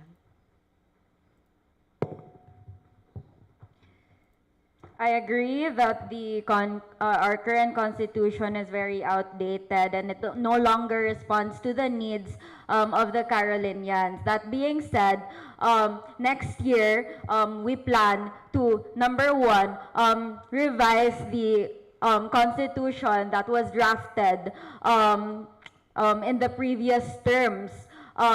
In order to make sure that it still fits the current needs and the current state of the students. And in this revision, we plan on including the students through the conglomeration of student organizations so that they can take part in all of the processes of the council, and so that they can also feel included in the council's happenings pod. Thank you.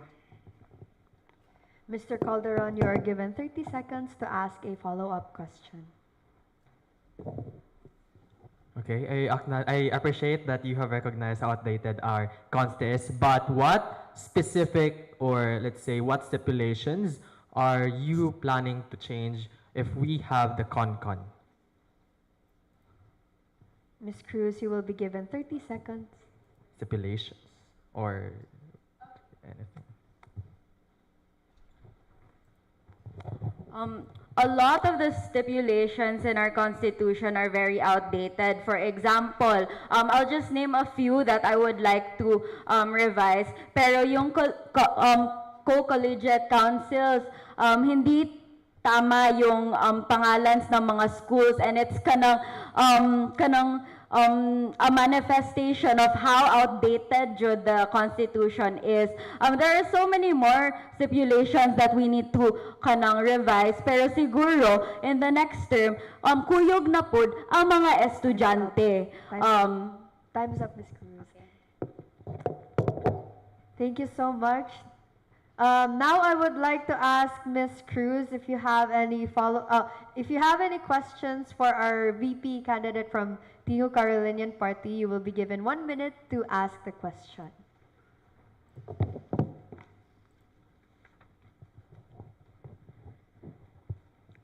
It was disclosed recently that there was never a memorandum of agreement between the council and the administration in the term led by your party a year ago. So considering that your party has claimed that progress as a result of the memorandum of agreement, how do you explain this recent information?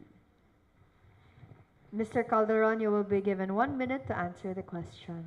Okay, Carolinians, there's something that we need to know, that this is something that we need to know, that the administration is really inconsistent with their words, and this is also relevant pod karon nga times. And with the past nga terms have said nga under Tingog leadership, of course, there was a memorandum of agreement, but due to technicalities pod, the current administration don't want to acknowledge nga there is indeed a signature sa MOA. That's why for the next academic year, we'll also keep on persisting and use this as a learning lesson to be more assertive, especially that majority of the student organizations have voted for yes for the registration.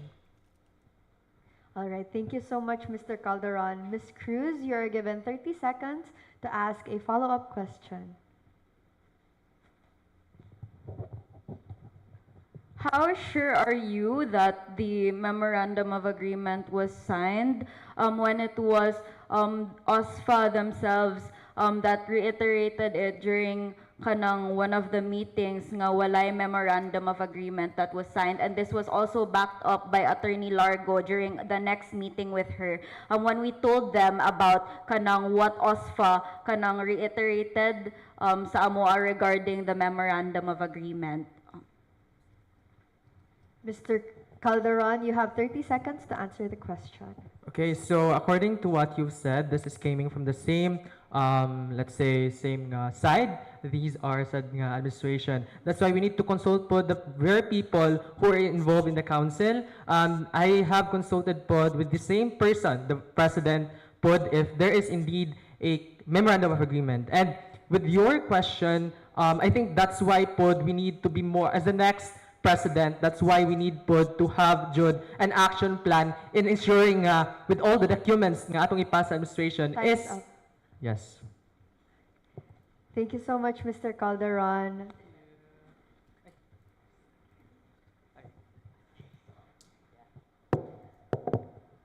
All right, so for the next part of our open forum, we actually received a question from one of our audience right now. So I would like to call on the stand vice presidential candidate, Ms. Christy Mapula, to come up on stage so that you may be able to address all of the questions that we have.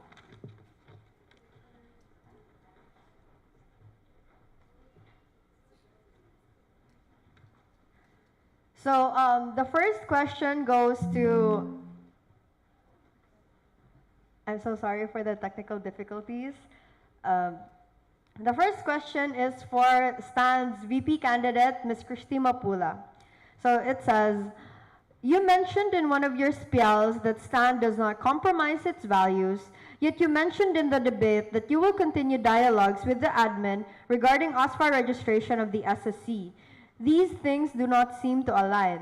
So, will Stan compromise with the admin or not? Please explain. You're given 1 minute to answer the question.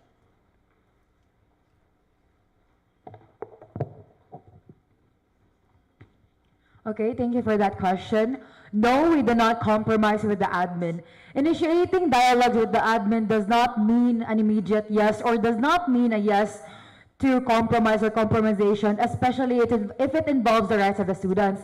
It is one of Stan's principles to protect students' rights, and we must uphold it religiously. And these dialogues are a clear indication of how far, of how willing we are to push forth demands, calls, initiatives that the Carolinian body needs within here at the university. That's all. Thank you. Thank you so much, Ms. Mapula.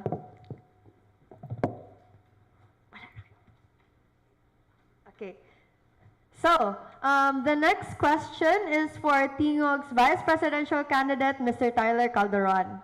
The question reads, you mentioned earlier a collaboration with JPIA in auditing the finances of the SSC. So, can you elaborate this plan when, in fact, it would also be better to partner with an external auditing agency for fairness? You have 1 minute to answer the question. So I appreciate that there's a person ng tanani kay acknowledge how important to have a transparent and accountable council. But I would like to emphasize that the student organizations such as JP are our constituents. And it is part also of my vision, Karons kita na pod, by shifting the center back to the Carolinians. And because after all, regardless of what matter, may it be external or internal, ang atong aim basad sa council is to have a transparent and accountable council for us to serve the Carolinian body better. Thank you.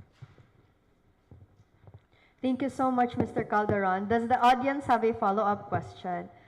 Tech team, can I ask for the mic to be given to one of our audience members?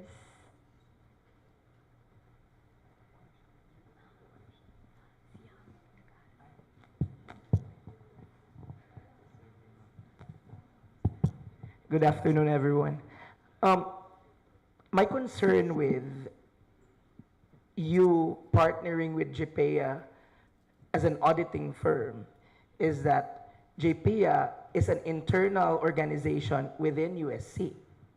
The thing is, it would be much better, and it would be, since you want to address transparency issues, it would be much better to partner with an external auditing firm that do not have any interest within USC.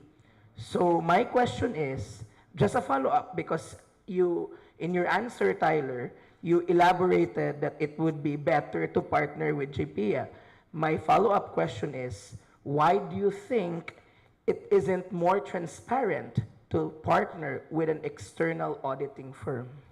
You will be given 1 minute to answer the Okay, I would like to clarify, katong first nyo ka-answer it is as consultant. It is, we have manggod in the council, we have the COA. COA is part pod sa SSC, which is student, not officer though, student sa SSC. And what I've said pod, I recognize as my part of the mandate of the Vice President is to link the students sa external services. And I acknowledge it, of course, nice jud if walay affiliation ang mag-consult sa kwarta sa students, but it's part of my vision to again to utilize whatever sources that we have, because then again JPIA is one of the homegrown nato nga USC students who we are proud of in the fields of accountancy. Thank you so much, Mr. Calderon. Okay, you may now go back to your seat. So the last question is for our stand presidential candidate, Ms. Maui Cruz. The question reads, how would you be able to effectively communicate Stan's vision given that you've been given 2 straight years of being the majority in the council and Carolinians in general, questioning the things that you have accomplished in the SSC? Once again, how would you be able to effectively communicate Stan's vision given that you've been given 2 straight years of being the majority in the council and Carolinians in general, questioning the things that you have accomplished in the SSC? You are given 1 minute to answer the question. To clarify, first and foremost, hindi majority yung stand nung first term. Only last term kami, this term lang kami naging majority. Pero to answer your question, I'd like to say that campaigns are not won in a snap. For example, you cannot solve the problem of gender inequality in 1 year, and that's why our platforms keep coming, because they still cater to the needs and aspirations of the students. We've had so many victories the past 2 terms. We've launched the mental health subsidy. We were able to fund so many organizations and more. And we can only do this. We did this through our vision and through the 8-point Carolinian demands, the demands that we continue to lobby. Thus, we urge you all to join us in achieving more victories with another stand majority this upcoming elections. Thank you. I would like to, okay, Nadeshi, follow-up question. Tech team, can we have the mic for Sir?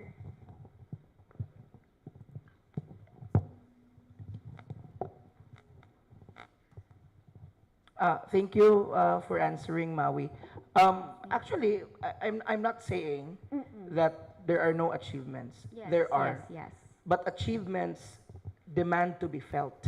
Yes. And I think, in general, it is valid for Carolinians to persistently ask why they cannot feel these achievements, or why it's hard for them to recognize how these achievements actually affect their student life within the confines of the university. So my follow-up question is, given, because I think it's a no-brainer already. There are how many stand councilorial candidates? 15. 15. Tingog only has 4, SPP has 5, and there will be 21 councilors that are to be elected. Correct me if I'm wrong, but I think Yes, I've got the 21. statistics right on that one. For sure, you're going to get the majority. You as president plus perhaps the 15. Kay murag wala naman, I don't know. Let's say na matagak nga how many. But 21 raman. So you add, you do the math, that's 15 plus 4 from Tingog, 5 from SPP, those a total of 24 candidates for councilor. 21 ang makuha, ang ma-elect. So basically, out of the 24, only 3 ang dili ma-elected. So there's really, let's look at the rule of probability. No, dako chance nga Stan will get the majority. If, let's say, Stan does in fact get the majority in the council, how would you ensure that the achievements that you try to pass in favor of the students would actually be felt by the students? Thank you. You will be given 1 minute to answer the follow-up question. Thank you, Ms. Cruz. Thank you so much for that question. Kanang first and foremost, we will strengthen Kita Kita, which is a platform bannered by Stand to promote transparency and accountability in the council. So lahat-lahat na mga initiatives at achievements at even mga lapses ng council will go through Kita Kita. And because it usually gets posted at the end of the academic year or at the end of the semester, what we will do as a self-critical and self-correcting party, we will hold Kita Kita every 3 months so that the Carolinians can feel more kung unsa ang presence sa SSC and maka-feel pod sila kung unsa ang mga initiatives ng council and what we want to do for the students. Thank you so much, Ms. Cruz. You may now go back to your seat. We have another question from the audience. Can you please stand and ask who will you be asking for your question? I think I'll be asking this question for Tingog Carolinian Party. So, I think si Tyler no. Yes, you may go. So, the Tingog Carolinian Party has always claimed and backed itself prioritize students' rights, and of course,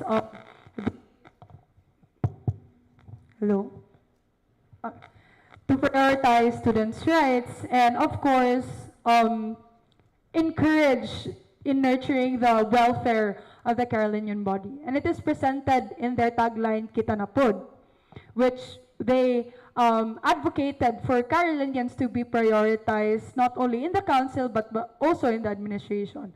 However, this connects to the recent issues of harassment and attacks that the Carolinians face. So during these times, amid this harassment and amidst these attacks, where was Tingog Carolinian Party, and how did they use their voice in condemning harassment, these types of violence, and of course red tagging, not only addressed to our progressive student leaders, but to regular students as well?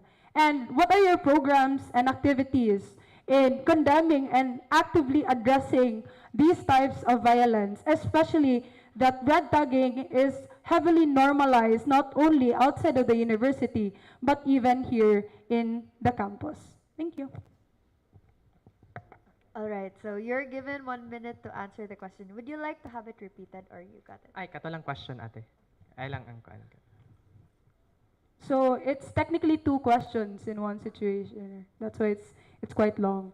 But the first question is, where was Tingog Carolinian Party, and how did they use their voice in condemning these types of violence, especially red tagging and harassment that not only progressive student leaders face, but regular Carolinians as well? And what are your programs and activities in actively addressing and condemning these acts of violence that are experienced not only outside of the university, but also inside, now that red tagging is heavily normalized in the society?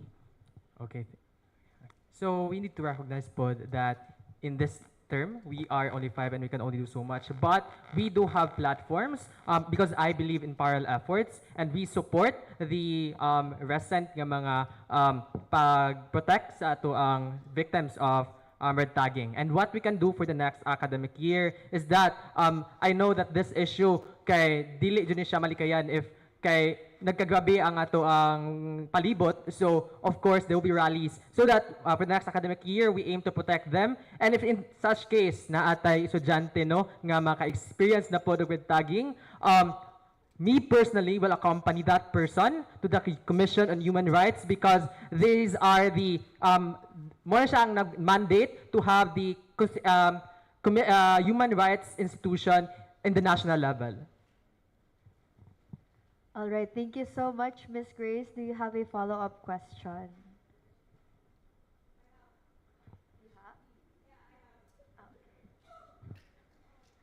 Sige, let's wait lang for the mic.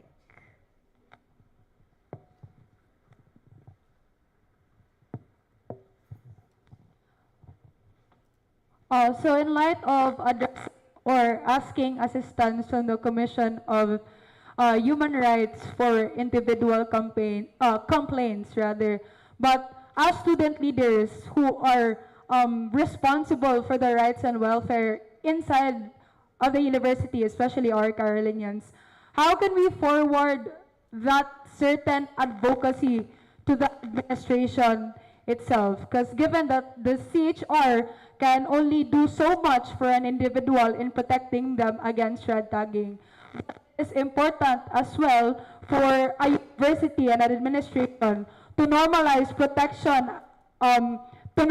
protection for these kinds of attacks. So how will your party approach that advocacy and matter, considering that even the administration themselves commit or practice red tagging? And that's exactly why I ran for the Vice President. Because the mandate of the Vice President is to link the external services to the students. And that's why persistence and assertiveness is important, especially that we are building together with the Carolinians nga sila na po unahon. And that's why with my platform, the Caron Central Student Board, we aim to gather sectors and to give po katong question ni Christy nga nung, why not strengthen the CSO? Yes, we have CSO, but we need a proper representation from the different sectors, especially with our women and queers and activists nga while fighting sa streets kay we need students who can protect them. And that's exactly why we need to choose leaders who do the parallel efforts and supplements each other platforms. Thank you. Thank you so much, Mr. Calderon. Do you have a... one of our audience members raised their hand. Would you like to ask a question? Okay, so please wait for our tech team to approach. Okay, thank you so much. Good afternoon, everybody. This question is actually for Ms. Christy Mapula. All right, you can okay? sit down. So I would like to call Ms. Christy Mapula to this podium.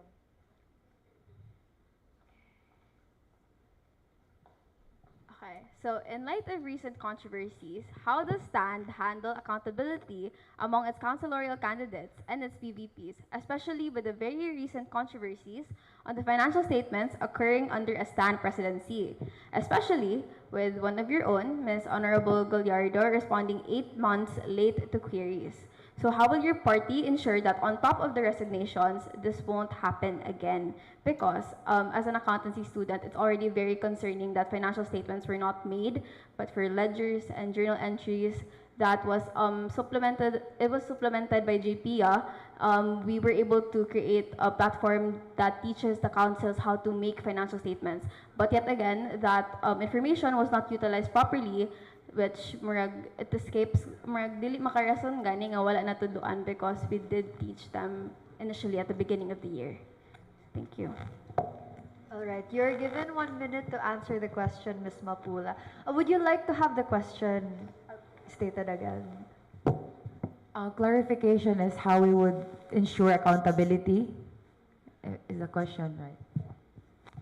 Yes, so I'll repeat lang the last part. How will your party ensure that on top of the resignations, this will not happen again? So thank you for that question. So STAND prides itself as self-correcting. So by these experiences, by these past experiences coming from a STAND party, of course we will do assessments. In the upcoming term, we will be religiously having assessments through each council officers so that we would ensure that every activity, every initiative, every program passed or initiated by any officer in the council are held transparently, and there would be accountability for each officer, because we understand that by running into office, we are not only running for ourselves but also running for the whole Carolinian body, and we should always uphold the best interests of the students here in the university and even outside the university. And of course, some other platform, which is Kita Kita, which was mentioned by our running presidential candidate Maui Cruz, that we will initiate Kita Kita every 3 months so that a full transparency report would be made accessible to each Carolinian. Thank you so much, Ms. Mapula. Do you have a follow-up question from the audience? Oh, okay. So I heard that Kita Kita, the RESO was passed, but it wasn't implemented. So how do you ensure that this actually happens next year? Because very similar ganyang situation compared to the past. And on top of this, with Kita Kita and its implementation, sorry, I should stand. Sorry. So on top of that, what are the rectifications made by the party to address the issue with the late responses by Honorable Gallardo? So that's 2 questions. Yeah. Is that okay? Ang katong first, The first part is Kita Kita. The RASO was passed, but it was not implemented. With the current and very similar environment politically, how do you ensure that this actually happens on your term? And second, what are the rectifications made by the party to address Honorable Gallardo's absences during the 8 months nga late wala siya? Okay, so for Kita Kita, it is about to be implemented for the current ending academic term, so that all of the events would be made accessible, or would be made accessible to every Carolinian. So naay posting for that for the current ending academic term. And in regards with the person involved, we are holding communication, establishing communication with the person involved, and of course we are mitigating these incidents into rectifying of how we are able to trace back our steps on how we would be able to push forth demands, push forth calls that best represent the students. All right. Thank you so much, Ms. Mapula. Okay, you don't have any more follow-up questions. Okay, so thank you so much, Ms. Mapula. You can now go back to your seats. Unfortunately, due to the interest of time, that will be our last question now for the open forum for any of the PVP candidates. So you may now exit the stage. Okay.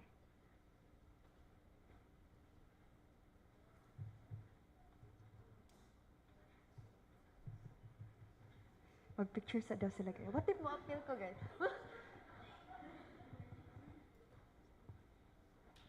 All right, thank you so much.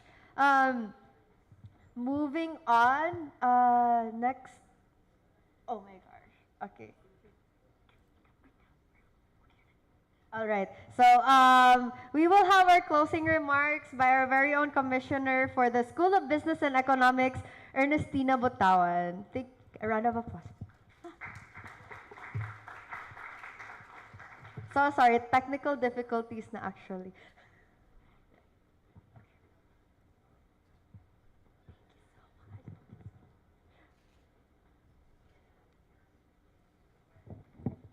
So, good afternoon, everyone.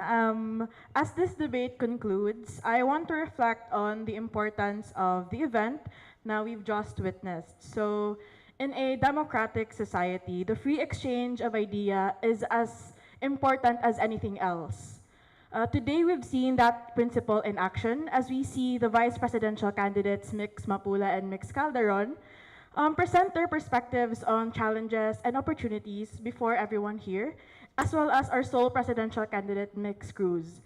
So, in line with that, COMELEC really is committed to providing a platform for these crucial conversations. We believe that informed voters are the foundation of a very strong relationship amongst all the students in the different campuses.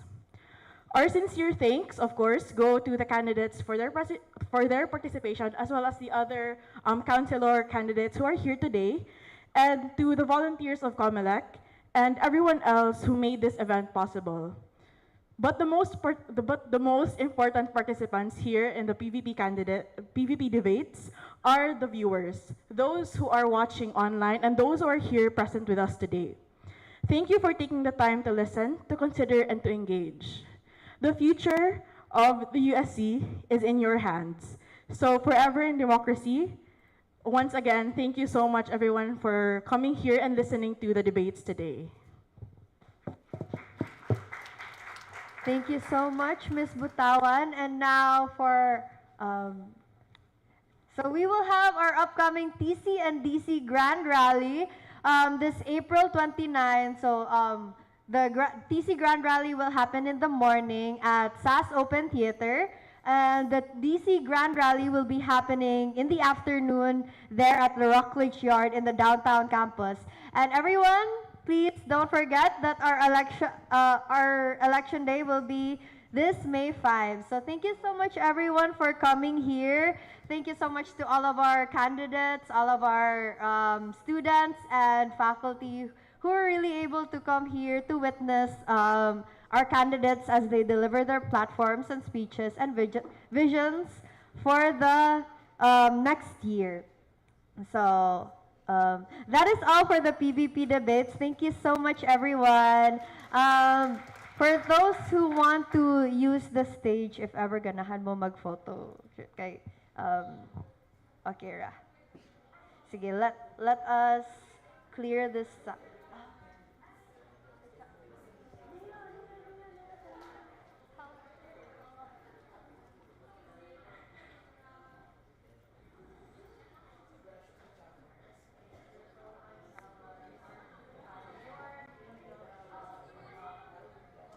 Congrats. Hi, hello. Thank you so much. Oh, very good. Hi, Mark.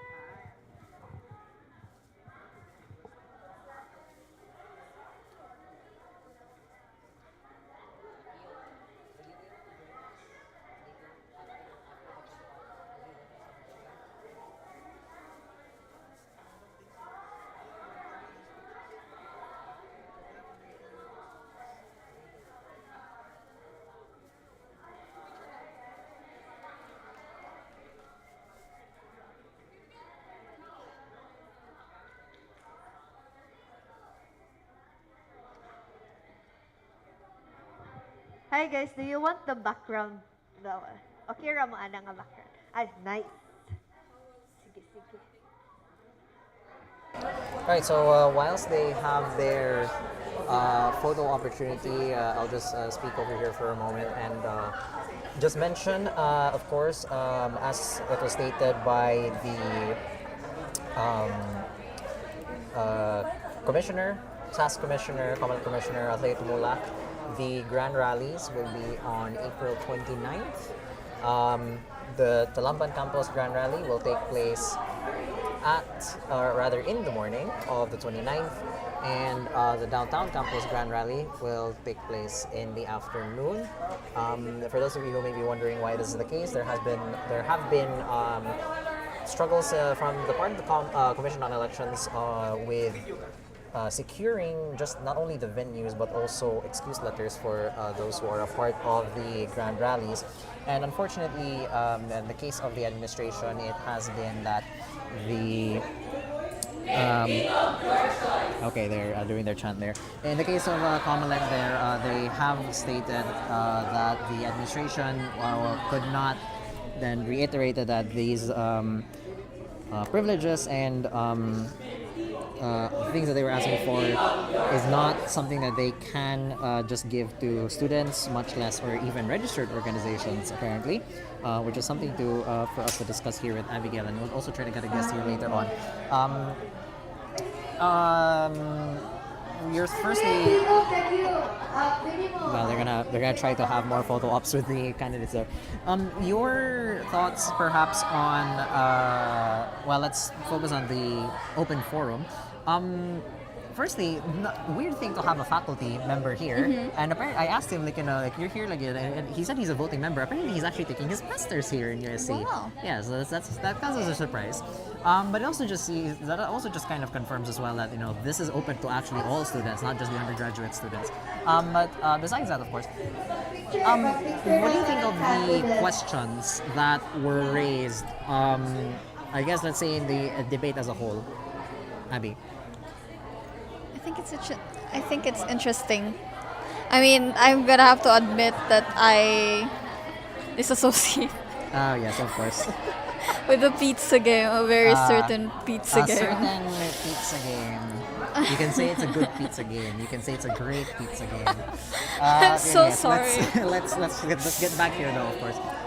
These are the ones that you are aware of, and we are also seeing. Here, I'll try to focus my camera here, of course, on the campaign materials. They have their campaign materials on them already. They have that ID looking thing down there. You can probably get a better look there on our monitor, Abigail. The campaign materials that they have there, of course. Tingog only has a 5-person slate. Tingog has their placards and whatnot. And it kind of just shows you how vibrant. Well, obviously, it's always political competitions are always vibrant in its own right, but also just the differences in their campaigns. Actually, I'm now also seeing that the stand also has actually something similar with the ID lanyard down there. I just noticed. But let's focus first on them with the photo up here because this is not something that we see every day. Your thoughts, I guess, on how the campaign has played out so far, if you have any thoughts. I think one of the biggest problems in this year's elections is actually a concern that has been reiterated by the faculty member that you have mentioned. Yes. The sheer magnitude of Tingog as a party.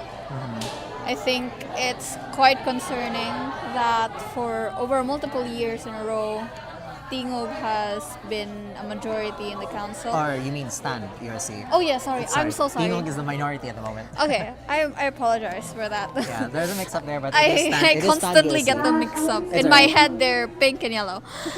Yeah, the yellow party. The yellow party has been stand the USC. majority of in the current administration, and actually the next administration. At least by probability, we'll by obviously wait and see. probability. Even if you argue that, even if you suppose that every single SPP and stand members win, there would still be how many 11 stand 11 Tingog Tingog and seats. SPP seats. No. Well, actually, they're only down to 9, right? It's 5 from. Is it 5? 5 from Tingog and 4 from SPP. Hold on, I'll have to I double think check that was the that. numbers. I'll have to double check the numbers, but carry on. But nevertheless, it's still a big question for democracy. I'm quite interested to learn why the councillors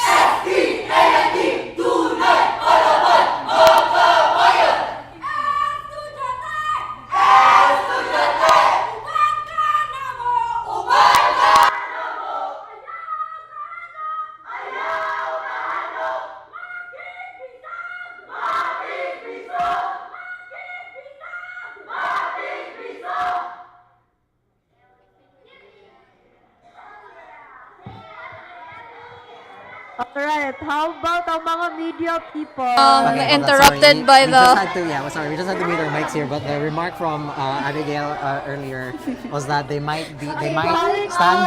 might win Sambayang Pabigkas. Spoken word. Or speech choir. Yeah, speech choir. But yes. As I was saying, it's a very the sheer magnitude of Tingog as a party might put to question the democracy. And also, I'm wondering why councillors keep on running for Tingog instead of the other part of I it. mean, they keep running for a stand. Actually, the majority stand right now has a majority of candidates. I'm so sorry. And not Tingog. Yeah, we are mixing things up. The yellow part.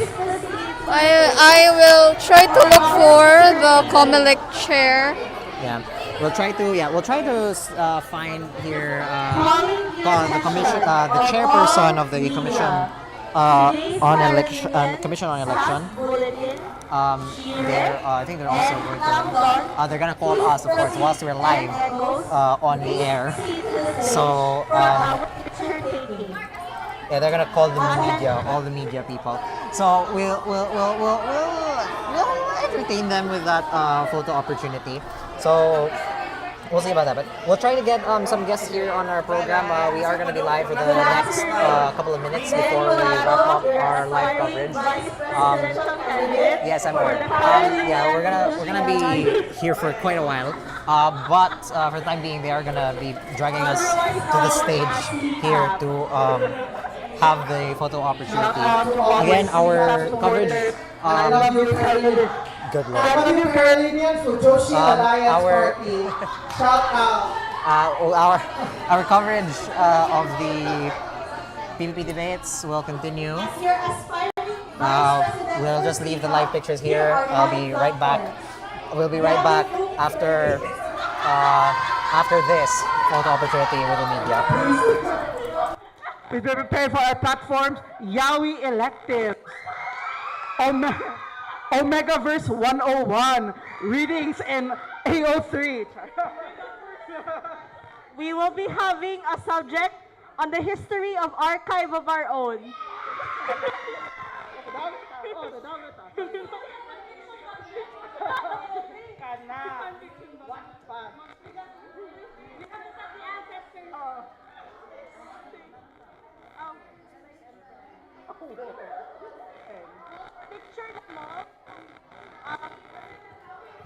Guys, let's start posing.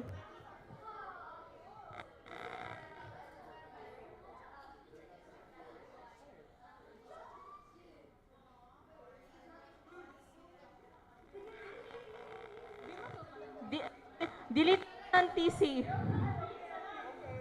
Kanang, okay, in one, in 1, 2, 3, let's go USC Media.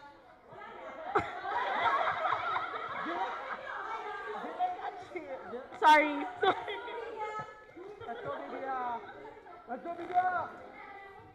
Let's go Media. Oh, sure na?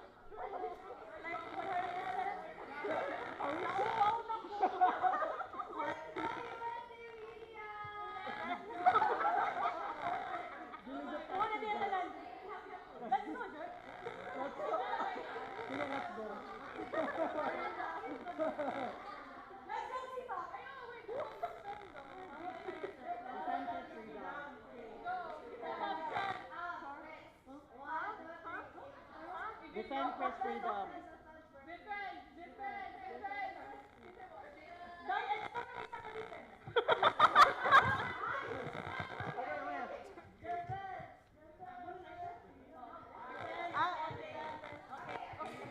I-video ba? Okay, guys. Okay, guys, taas ka mao.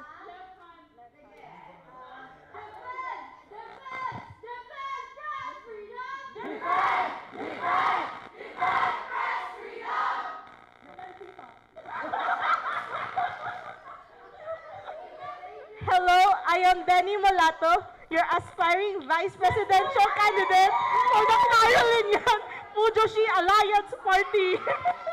Yahweh and Yori for all!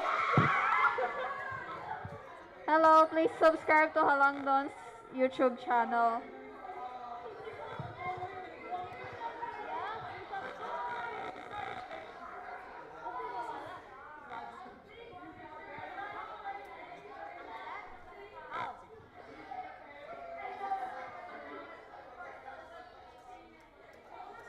Hold on, yeah, the camera's over there, but yeah, you know. Wait, kinsa di ay? All right, hold on first. Yes, hold on. Okay, so we're back now from that kerfuffle, and for the time for the moment, for the time being, we do have a member of.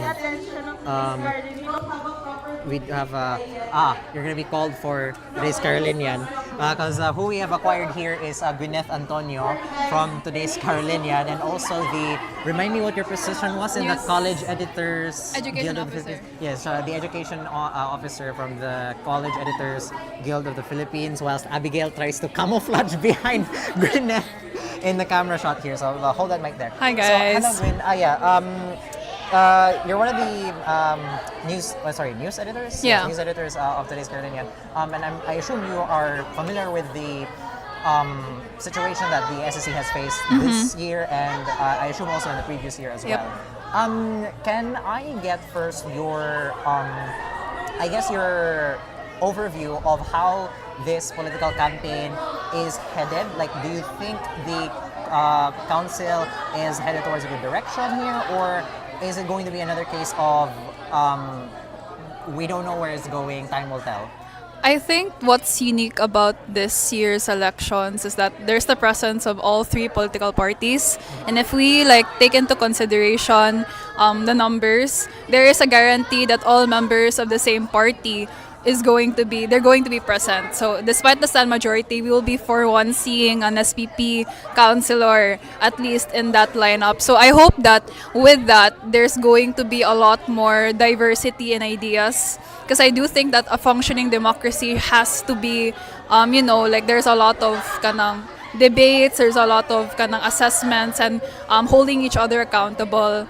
And as for whether the turnout will be higher this year or not, I would say it's still pretty early to tell, considering that the grand rallies hasn't happened yet. PVP debates it just ended. Yeah. So I feel like the student body still has to internalize it, and we will have to see first. Pero I am kind of interested to see the dynamics of the different poll parties now that they're back, though not exactly in full force, but at least it's a start.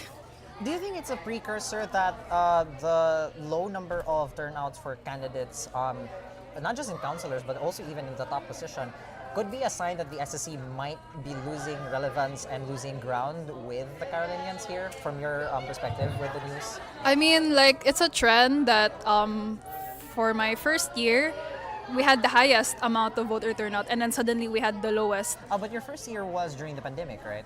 I'm Or a was third it- year, so it Your third was year, so that was. my first election was Hans's first presidency. Okay. So just that was, to that was the year. That was the year before we came in. Okay. Yeah, Sorry, so- I overestimate your age. Sorry. Sige. Pero yeah, we had a really high turnout and then a low voter turnout. And what was the question again? Specifically? Just specifically, is this a precursor for the SSCs, or is this a precursor for where SSC is headed? Is the SSC becoming less relevant, and are they losing ground with the Carolinians? I would say that there is definitely an objective assessment to be held that the Carolinians don't feel the presence of the SSC. And I would say that even I would say na there could be improvements in communication lines siguro. I don't think it's necessarily for an attack on the council to say that a lot of students don't really know what the council does. And I think that it would be better siguro if connecting the council connects with the local, because it feels the council is kind of just its bubble there, and it needs to figure out how exactly to really break that bubble para the ordinary Carolyn feels it. And I think what's about utilizing local councils could help, utilizing the local schools. And I think this is a challenge for the candidates on how they'll respond to the criticisms and whether they will really do something about it gani. Yeah. Also, it appears your team has just taken a group pick without you, so apologies for that, Gwyn. It's okay. We do have some things to discuss here as well, including the perceived animosity between the council and the administration as well, because this has been a repeating issue, and the sentiments now of the Carolinians are they're getting sick of it. Yeah. I mean, we did see the informal poll of Akil in the Trash Talkan group, group that was asking, whether he was asking whether or not Carolinians were or felt that they were genuinely represented by the council, and an overwhelming majority of those who participated in that poll said no. Obviously, we're not quite sure if all of those who participated are currently Carolinians, but the size of a majority well, firstly, do you think that is like not maybe not necessarily the most accurate, but an indicator nonetheless of the sentiments of the students? To be fair, I think na it's important to emphasize that such sentiments exist. But as for its like how valid it is that it's the majority, like we have to consider that it was in a private Facebook group. There are no ways to verify if the people are still Carolinians. And second, it was during Holy Week, so people may not have been online. And again, USC is filled with 13,000 of them, so that's just, you know, if you think about it, like, that's a really small number of it. So I think that there still needs to be better efforts, not just by councils, not just by candidates, but even as kita, as student pubs, to really like gauge what really is the sentiment on ground. So yeah. Yeah. Yeah, and the second part of that question was, let's just say for the sake of discussion that this is in some way an accurate representation of the sentiments of the students. Maybe we shouldn't really ask how the SSC could regain the trust of the students, but what challenges are going to be facing in trying to regain that trust and regain the support of the students and to having them feel, and rather to have them feel genuinely represented. Yeah. So what are the challenges they're facing? Because first thing I see is just generally the apathy of students now in university politics. I feel like it's okay, kind of a political analysis of it, but Yeah, sure, I go think like with the national and the global socioeconomic crisis, I feel like a lot of people will really like they'll be a lot more inclined to not care about things outside of what matters to them. So for a lot of students, it's their academics. So why would I care about something, things that are beyond my survival, in fact, things that might affect my survival. And I think that it's sad, but it's also like kanang makasabot ko where they're coming from. And it's all the more reason that we should not let this apathy like parang foster gani. And I feel like it's two ways. I see why the students feel that way, because the council may need to improve its dissemination siguro, or its approaches ba na dili ra siya kutob social media, maybe something more personal yeah. So I think I think like something a lot more personal gani, and not just disseminating, because I think it can only do so much mang good. And I feel like the discussions ganina about the CSO, about the liaisons, would be a lot of help, Jude, in my opinion, because I do think that if these systems were established, Jude, and planned alongside them, I feel like that could improve. And I feel like also like with the student pubs po now, we've started to form a bit of an alliance ourselves, but now we could also like bring this, because I feel like student pubs are also sila gani magtakda what matters to people. Like if we cover something and if we write about it, we are telling the students that this is important. So it's a joint effort, I'd say, like not just by candidates, it's also by COMELEC, also by us, and also like ordinary students po. Yeah. I do see, of course, it's kind of becoming evident as well with how everything's been headed as well. I just decided to look up as well the Trashtalkan poll that I was referencing, and right now the split is currently 149 votes yes to 613 no. So definitely not a majority of But a lot. Carolinians in the university, but still a lot nonetheless. And there have been, of course, comments and discussions in this post. I am wondering, in your personal opinion, kind of dangerous to ask of a journalist, do you think there is actually some value, or not value, is the proposition here of Akil, how do we put it? Is it valid? Is there actually some truth to this that he's claiming? Is there actually an argument that he has here with what he's shown on the post here? And I'll try to put it up on screen here in a little bit. But when you first saw this, what was your reaction actually? I'm just curious. I feel like, I'm not gonna lie, I feel like I was worried that we would go into this election extremely dead silent. So in a way, I'm kind of glad that sparked the conversation on what truly is representation. What does it mean to be a true student leader, and what does it mean when students overwhelmingly vote that they don't feel represented? And if you ask me like how valid, I think very valid. In fact, in TC we're trying to like objectively source where we think this I don't feel represented sentiment comes from. And again, it's from a lot of factors. And I think it's because kanani naka-disconnect jud ang student body. That's how I see it. Na murag, there's the SSC, and then there's the different councils, and then there's a different co-curricular. So all kind of just work on their own. Gani. I'm not sure if that's accurate or it's factual, but that is how I see it. Na there is an isolation happening with the SSC, and it's two-way. One, it's like the admin does not want to recognize the SSC because there's no memorandum agreement. And second, it's also more na isolated ang SSC gani. So, collegiate councils, co-curriculars likely won't collaborate with them. So, the council, in its attempt to try to serve its students, na-cut off siya siyang resources, so they can't access facilities in the university. They also get cut off of manpower because they don't have a lot of orgs that they collaborated with. As for the reason why, if you think na, oh, maybe it's the SSC's fault for not being able to bridge that gap, I cannot personally like say na that's really the case. Pero I will say na that I think that is the root cause of it gani na na-isolated jud siya ang SSC.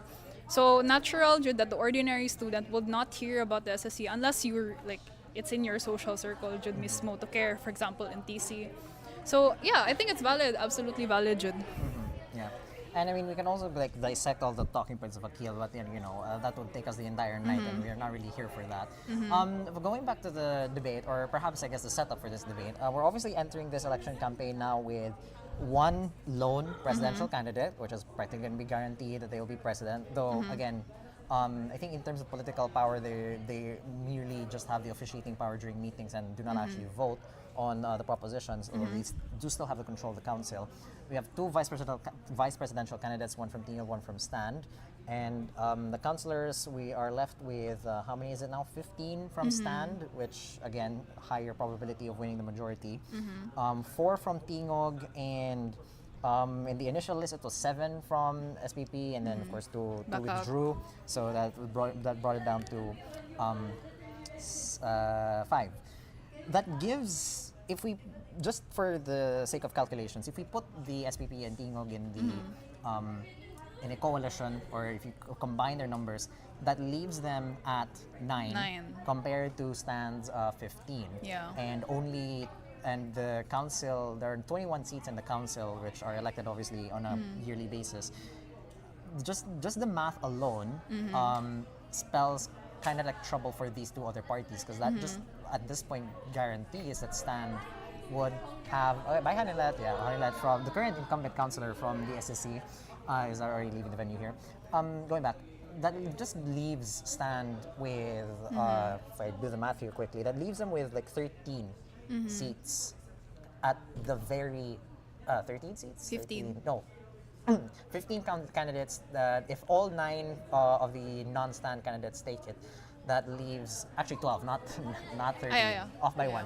That leaves 12 seats for Stand, which would be their bare minimum number of students, or bare number of councillors in the council. So at this point, it's practically guaranteed now that Stand will have the majority in the council, and also have a president as Stand. The question now is just really who's going to be the vice president. Does this perhaps spell danger for the political climate of the SSC?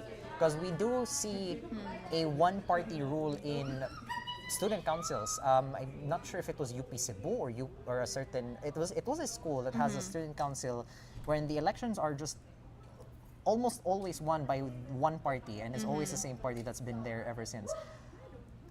I guess another way to phrase this question is student democracy dying in USC?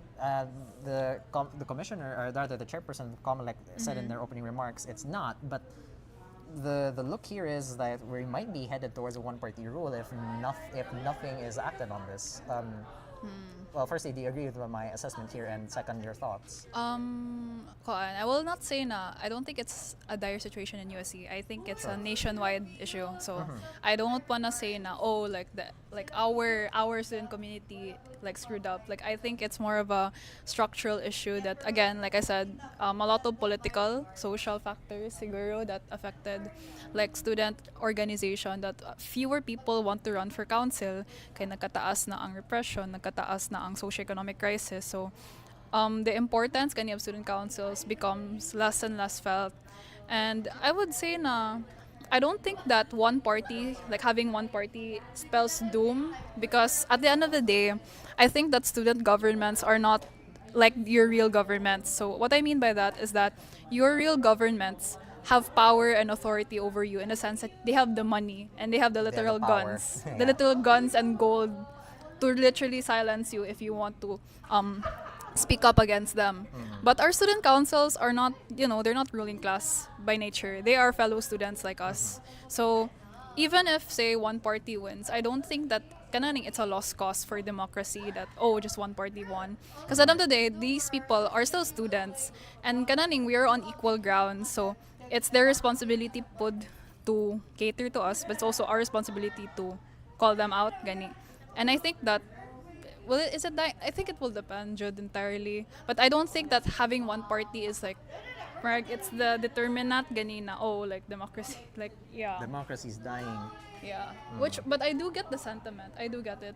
Pero kanang I don't think that all hope is lost just because there's only one party. Like kanar ako maingon. Because it's a constant process of calling them out, whether how they respond to criticism. Like that's still a koan ba yan? That's still to be determined. Still to be determined. And perhaps there's also probably something just off the top of my head. Is there a lack of diversity of the students who are running in the council? Lack of diversity. I guess it's kind of. I guess that part of the question with that would be like, what diversity in what sense? From different schools, from different backgrounds. I mean, we do have a wide background here. Maui, if I'm not mistaken, is not from Cebu. I think if I'm not mistaken, a bunch of the other candidates also are not actually from Cebu. But perhaps another way to see it is like, do they have the same like end goal for participating in this type of student politics? I guess the diversity, it's most clearly felt due to parties, right? Pero ambot lang. I don't personally know the candidates yet because it's still pretty like dili pa kay end of campaign period. I haven't heard their speeches pagani. So and we will be hearing them during the grand rally, I believe. Yeah. So, Unfortunately, we can't cover it because school classes. Yeah. So Merg, I'm kinda like dili pa ko mingon na di siya diverse, di sa ko mingon na diverse siya. Because again, these are fellow students and I won't like there's nothing about them that really sets them apart from us ba. So how who am I to judge? Fair enough. Yep. Okay, let's go now to the debate itself. I'm sure you've been busy with the team from today's Caribbean in their posts and fact checking as well. I have actually yet to see one of your posts. Because it's in the comment section of the post because it's like live yes, tweet. Right. Yeah. It's a live. It's like tweeting and live posting. Yeah. By the way, are your Twitter account still running? By the way, is DC's Twitter account still running? It is, right? DC's Twitter account. Yeah, it is. It is still running. Yeah, it is. But yeah, in the comments you can see the responses of the PVP. Yeah, there's a lot of stuff here, of course. Extensive coverage from today's Carolinian, obviously. I highly recommend, of course, you do actually read the reporting. It's over on their Facebook page. Today's Carolinian, one word on their Facebook username. One thing I think I want to probably go to is the here, because this is also an existential question here in the publications. The CPSS representative asked, I believe this was to Maui, how will your administration defend and advance press freedom within the university? And I will just quote off your report here. Cruz just said, what happened today in Berlin is a blatant act of repression and censorship, and we strongly condemn that in STAND. When STAND alongside with the council rallied in support of TC, our rallies, mass campaigns, and advocacy reached to the national stage when Kabataan Party List filed a resolution to condemn USC for its repression against the Carolinian. In my term, we will continue to support TC and student publications in all their endeavors when it comes to press freedom. I mean, obviously, aside from the sentiment of support to TC, at first glance, it doesn't actually provide any concrete answers on how the council will defend and advance press freedom in the university. And I guess perhaps also the questions might be a little difficult, but let's focus on this first. Yeah. Like, are there actually any concrete ways that the council could perhaps do to defend and advance press freedom here? I mean, they could be part of the dialogues, which, we've been, we're part of that, right? Like, Yes. as the Alliance of Student Posts, we've been having constant dialogues with the administration. And I do think that it's important the SSC is also part of it, because whether we like it or not, like, the SSC is our legitimate voice, manggod, because unlike, sila ra manggod ang only only body in this university where we, it's determined through an election. So, diba, I feel like when we want to discuss, like, we want to defend the press freedom of TC halang don, like, it needs the council's assertion as well. Okay, they're still the most legitimate. So I think, like, joining them in those campaigns and lobbying could be muna akong makuan. Though I know it's vague because it's kuan mong good, like, there's still a lot to determine, especially na I think Largo has not responded daw about the March 17, so we're not sure if the cabinet. Someone's already followed up? Yeah, like, apparent just to kuan lang. Wala pa Okay. yung response. Okay, and there's no response. Yeah, So- I did suspect that there was still no response. So, of course, with that, like, we don't, like, what now? So, diba, we Yeah. still have to recalibrate. And I think with that recalibration, need ang SSC. I think that it's important that the SSC is in the loop for it, gani. Yeah. Yeah. I guess part of it is also, having to navigate the climate that we find ourselves now in, USC, because it's been different times. And if I can mention this, like, in our with our discussions with Attorney Largo, also she did bring up, of course, her time as a student journalist as well, with the. I forgot what the name of it was. I think it was Nexus, the old name Nexus. of the SBE publication, Of Shira, yeah. which is now a Shira. SLG. No, SLG. Sorry, she Yeah. was in SBE. I'm already mixing up everything here. Right. And of course, the open forum as well. We did have a faculty member who is apparently actually taking their masters here in USC. Asked a question, which is a surprise to me because I didn't realize that. I'm not sure if there was a report here. I think your team are still Working on it, yeah. are still working on that report. We have thank you. Oh my god, I just noticed this here. You guys actually attached our live stream here as a partnership. Thank you guys. Yeah. We didn't realize yet, and we actually Abby and I just decided to have this like debate show supposedly have a pre, but because of the setup differences and also the delay with Pasidungog, Pasidungog, we kind of took a while to actually get here. But we decided to have this discussion on post debates and during the breaks as well, because there are a lot of stuff to discuss, and information overload. I'm having it right now. It's important to actually focus on the stuff that are significant and that are also important, just not just to us as student journalists, but also to students as well. And I guess also just for the sake of the record as well, and keeping things accurate. And speaking of the record also, I am wondering how is it that people thought that the first term of Hans was a stand majority? Was it just because of the fact that it was actually a hung council by the virtue that the president and vice president were from stand, and the council was tingog? Yeah. Oh, actually, okay. By the way, technically on the voting sense, it wasn't a hung council because it was a majority tingog council, but the presidency and vice presidency were from the minority party, so there was a disconnect. But going back to that, I'm wondering how that confusion ended up. I feel like it's because with how the council works, at least in USC, when a council functions, it's always under term ni X, Y. So when we say under the term ni Hans, like, there's the connotation na it's a stand-led council. Pero I think that we have to also remember that the council is not just the president or the vice president even. It's 21, like they're 21 kabuk, and it's an equal collective responsibility for all of them gani to ensure a council is run ba. Like they keep each other in check. So that's all I'll say about that number. I guess that's where the misconception comes from. Okay? It's a PVP Like, yeah. Yeah, I think it's also because like a lot of the focus actually is on the president and vice president as well. Yeah. Like, you know, we are covering the debates live here, but you know, at the end of the day, the voting power is in the council itself. You Yeah. know, yeah. It's just unfortunate we can't properly you know, cover the events, the grand rallies. You know, Yeah. but certainly there will be reporting as well on that, which you know will still be key in the how the trajectory of this campaign will go, and of course the election itself, even if it's going to be decided already with you know the numbers that we have here remaining. Dan apparently already left. That's fine. Going back, going back to the thing though with the previous councils as well, there has been a lot of baggage, right, from the previous councils, like even the Tingog presidency, pre Hans Balila. Yeah, si Yeah, Andrew and of- Salazar. yeah, and of course and now of course with the current administration of the Tingog Council with Hans Balila as president, and now the stand Majority the now. majority, the landslide that they won in the for this Previous. council right Yeah. now. Since we're gonna have another stand majority, I think there was also a question of like, you know, what steps will stand take to prevent, you know, these issues from coming back up again, right? In your view right now, do you think those issues will come up again? Like, is it gonna rear its ugly head no matter what they do? I don't know, like they said that they're a self-correcting party, so I'll take their word for it.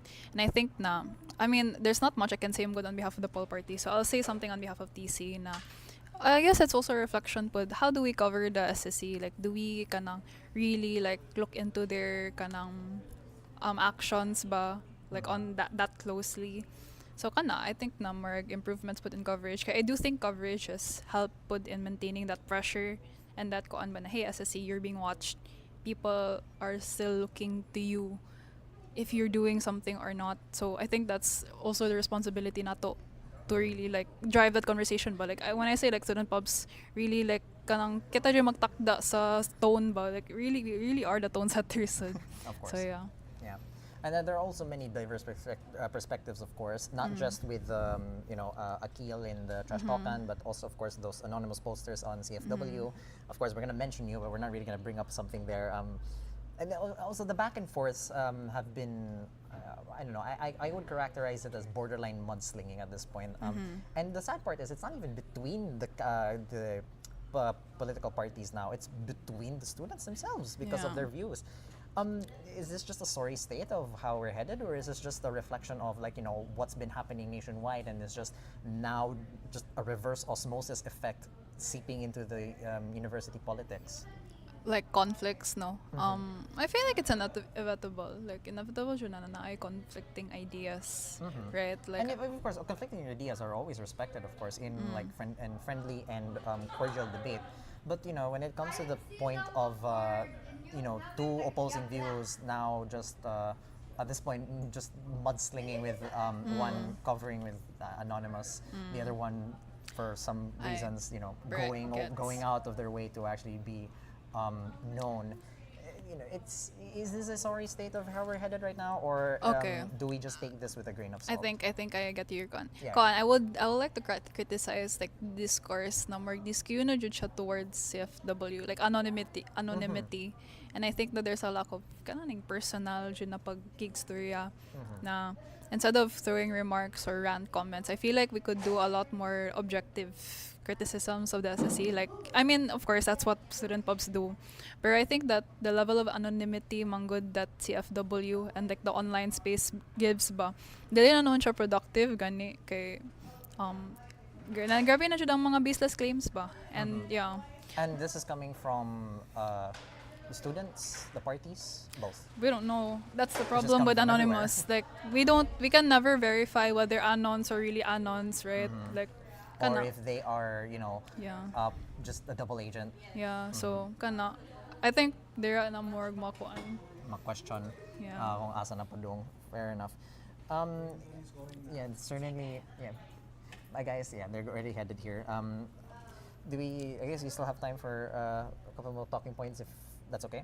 I Or would you might like to have go? to leave. Yeah, you might have to leave, yeah, fair Yeah. enough. I guess the debate overall, how was it in your view? I feel like there's still a lot that could be talked about. Like kana. Pero I really don't want na kananganing discussions of everything and like, all problems are just discussed in this one event alone. Because one, like the room was barely full, Yes. so I Matter hope of fact, na yeah. like it like the discussion happens beyond here. It happens in the room to room campaign sa candidates. It happens in the everyday exchanges, but like it's not just in this koan. So maran ako masay, like I hope it doesn't stop here. Fair enough. Yes. And just one quick one.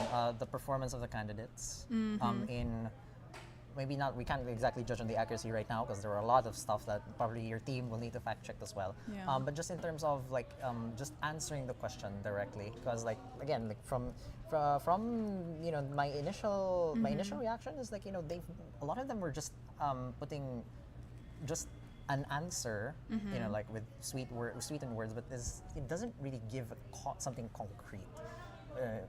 Like, so in your view, what's your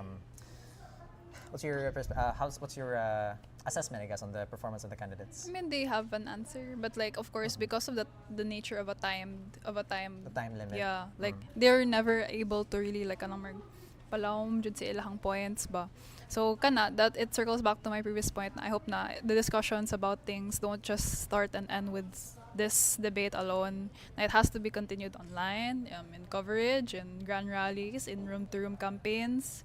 I think it's important gani that candidates really like muduol jud sila to campaign. Kay I think that's really where it should matter gani, like dili ra siya in these formal events ba.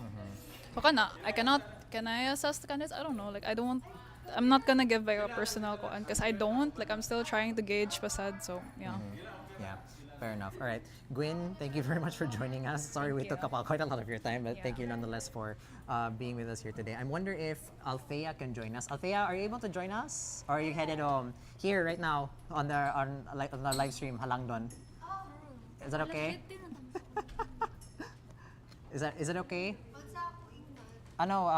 Hold on. Would you like to be, as part of Comelec, because you were the moderator? Okay, Ra? Yeah, moderator. Yeah, you're the moderator, Ato. Yeah. Yeah, do you have time for a quick, just ambush interview? Sorry, don't mind us here. Yeah, clearly they are on their way home right now, so we'll be wrapping up here very soon. Okay, Ra. Wait.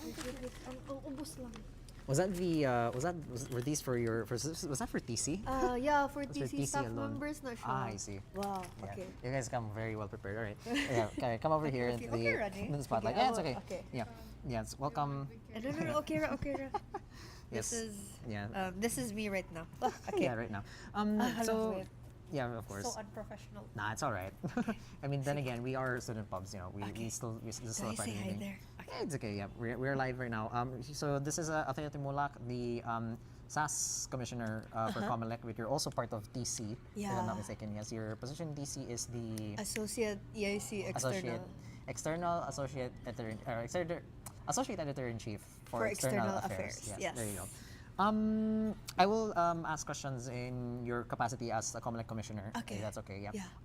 Firstly, what was the planning for the format of the debate? Was it similar to the previous Comelec PVP debates, or were there changes that were made in both the vice president and the presidential side?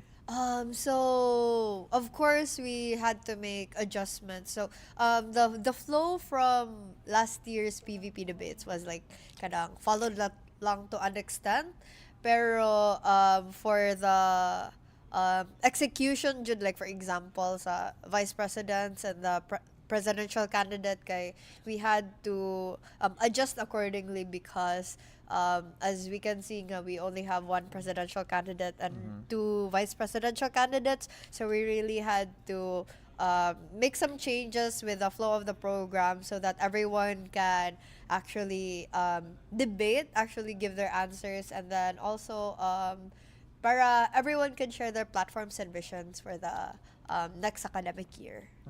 Fair enough. How did the commission, the commission and the organizing team contact the sectors that we saw for the presidential side of the debate? Okay, let me rephrase that. How did Comelec decide who would be the sectors that will be able to ask questions to the presidential candidate during the presidential side of the debate? So for the sectors that we reached, of course, we want to reach out to student publications. We want to reach out to organizations within the university. So actually, kanang pleasantly surprised sad ko nga kanang daghan sa jud ang mga sectors na naka speak up through um naka-speak up through the sectors na segment for the Q&A. So supposedly the initial plan was to reach out to like kanang mga registered organizations, pero unfortunately wala siya na kanang nag-gather ang questions in time. So nag-reach out lang me to TC, we reached out to CSO, we reached out to KPL USC kay they also had a hand in collecting reports from the students who faced harassment in the recent months lang. Yeah, the student walkout, right? Yeah, in March. after the walkout kay students faced harassment from the masses. Alright. I guess we can't really ask you about your thoughts on the debate because you were the moderator. Yeah. I just wanna, I guess, looking forward to the well, the grand rally will take place on Tuesday. An election, the election will be 6 days after that. From the initial discussions that we had with, I think it was the chairman, Daniel, there was a discussion on potentially having also an in-person voting. I just want to know if there's any update on that. Oh, yeah. We actually are pleased to inform live man siya, di ba? Yes, it's live Okay, man, we're yes. we're pleased to inform the student body that we have 5 precincts wherein kanang students can vote on site. More details on that will be posted on the USC Comelec page. Pero for now, we have the ballot boxes. Mag-prepare na mi sa ballot sad, and then yeah, we're gonna update ra pud sa Comelec pages so that ma-inform tanan. All right. And also, judging from your response, there is actually still no proper ballot that has been printed yet. It's still in the works. So in the process pa man sad good me with the budget, so kanang we have to adjust sad accordingly kay dili man sad we're still waiting for the funds kay para ma-print out na mo ang ballots. So Okay. at least mga Monday siguro makuha na namo, and then we can start printing the ballots. All right. Is there any, if I can ask, is there any information on how many ballots will be printed? That will be depending sa on the schools kay like and also depending on the manpowers of volunteers kay like dili man jud every school na ay precinct, pero certainly ang duha ka campuses naa sila precincts wherein students can vote on site. Ang kuan lang ana is I think kuan lang namo based sa population, like for example sa SAS daghan man jud ta sa SAS, sa SBE daghan sad sa SBE, so i-allocate lang namo ang number of ballots to the number of students nga kanang possible nga ganahan mag-vote on site. Pero if mahutan man gani kay we can still choose to vote online man sad, and I think kanang ano siya, we have plan B's man sad kung if ever man gani nga there are struggles in the ballots and then the on-site precincts. And obviously, because if this does go on, there will be steps taken to prevent double voting. If probably it's a given that there will be steps taken. Yeah, kanang so for the election day, of course we're gonna monitor both we're gonna monitor muna yung online nga kuan kay the ballots will only be opened like after na gyud mag-close ang precinct, so like kanang mag-gather man mi ana, and then we're gonna start counting, and then we're gonna release the initial results, pero that will take napamanay time gap gani so before the release of the final results. So with the time gap, we're gonna double check kung naabay nag-double voting or like kanang naabay ni vote pero on another school or naabay ni vote pero ilahang study load they uploaded not their study load but something else. So mauna siya. Yeah. And I assume there will also be reminders on the requirements as well. Yes. In the different voting places. Yeah, all of our updates will be posted sa USC Comelec page. So kanang we have our Facebook, we have our Instagram, and then we also we also have council partners who will be disseminating these information to their co-curricular nga kanang members as well. Yeah. All right. Any final words if there are any?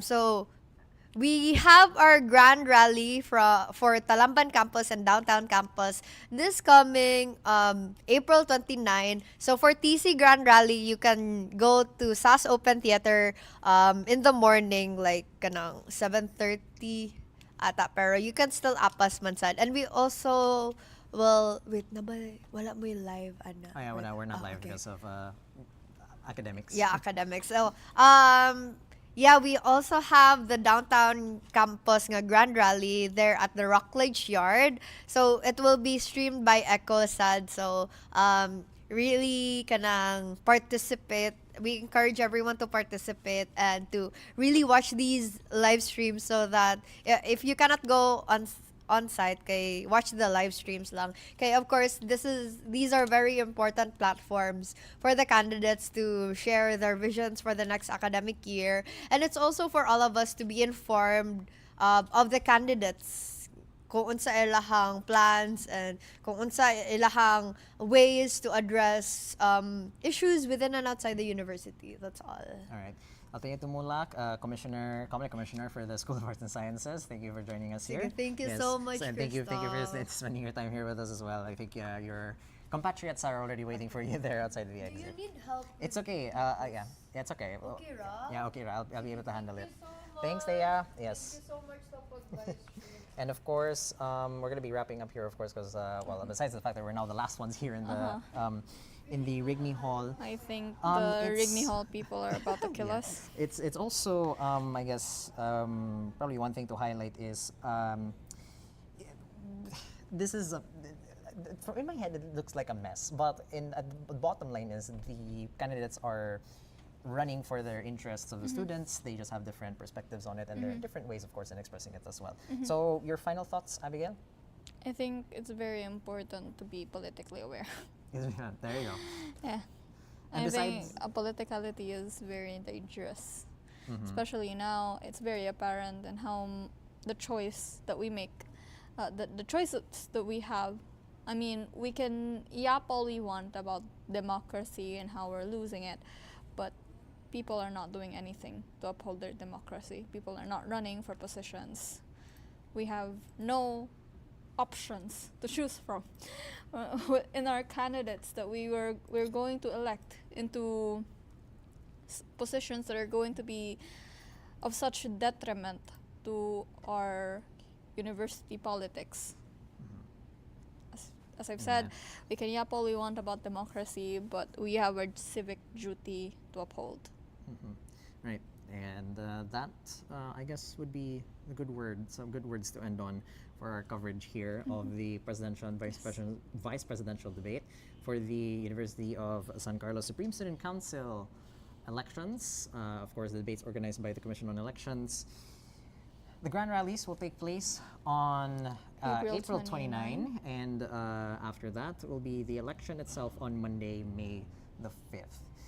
This ends the live coverage of Halangdon for the debates from the Rigney Hall. I am Chris Yu.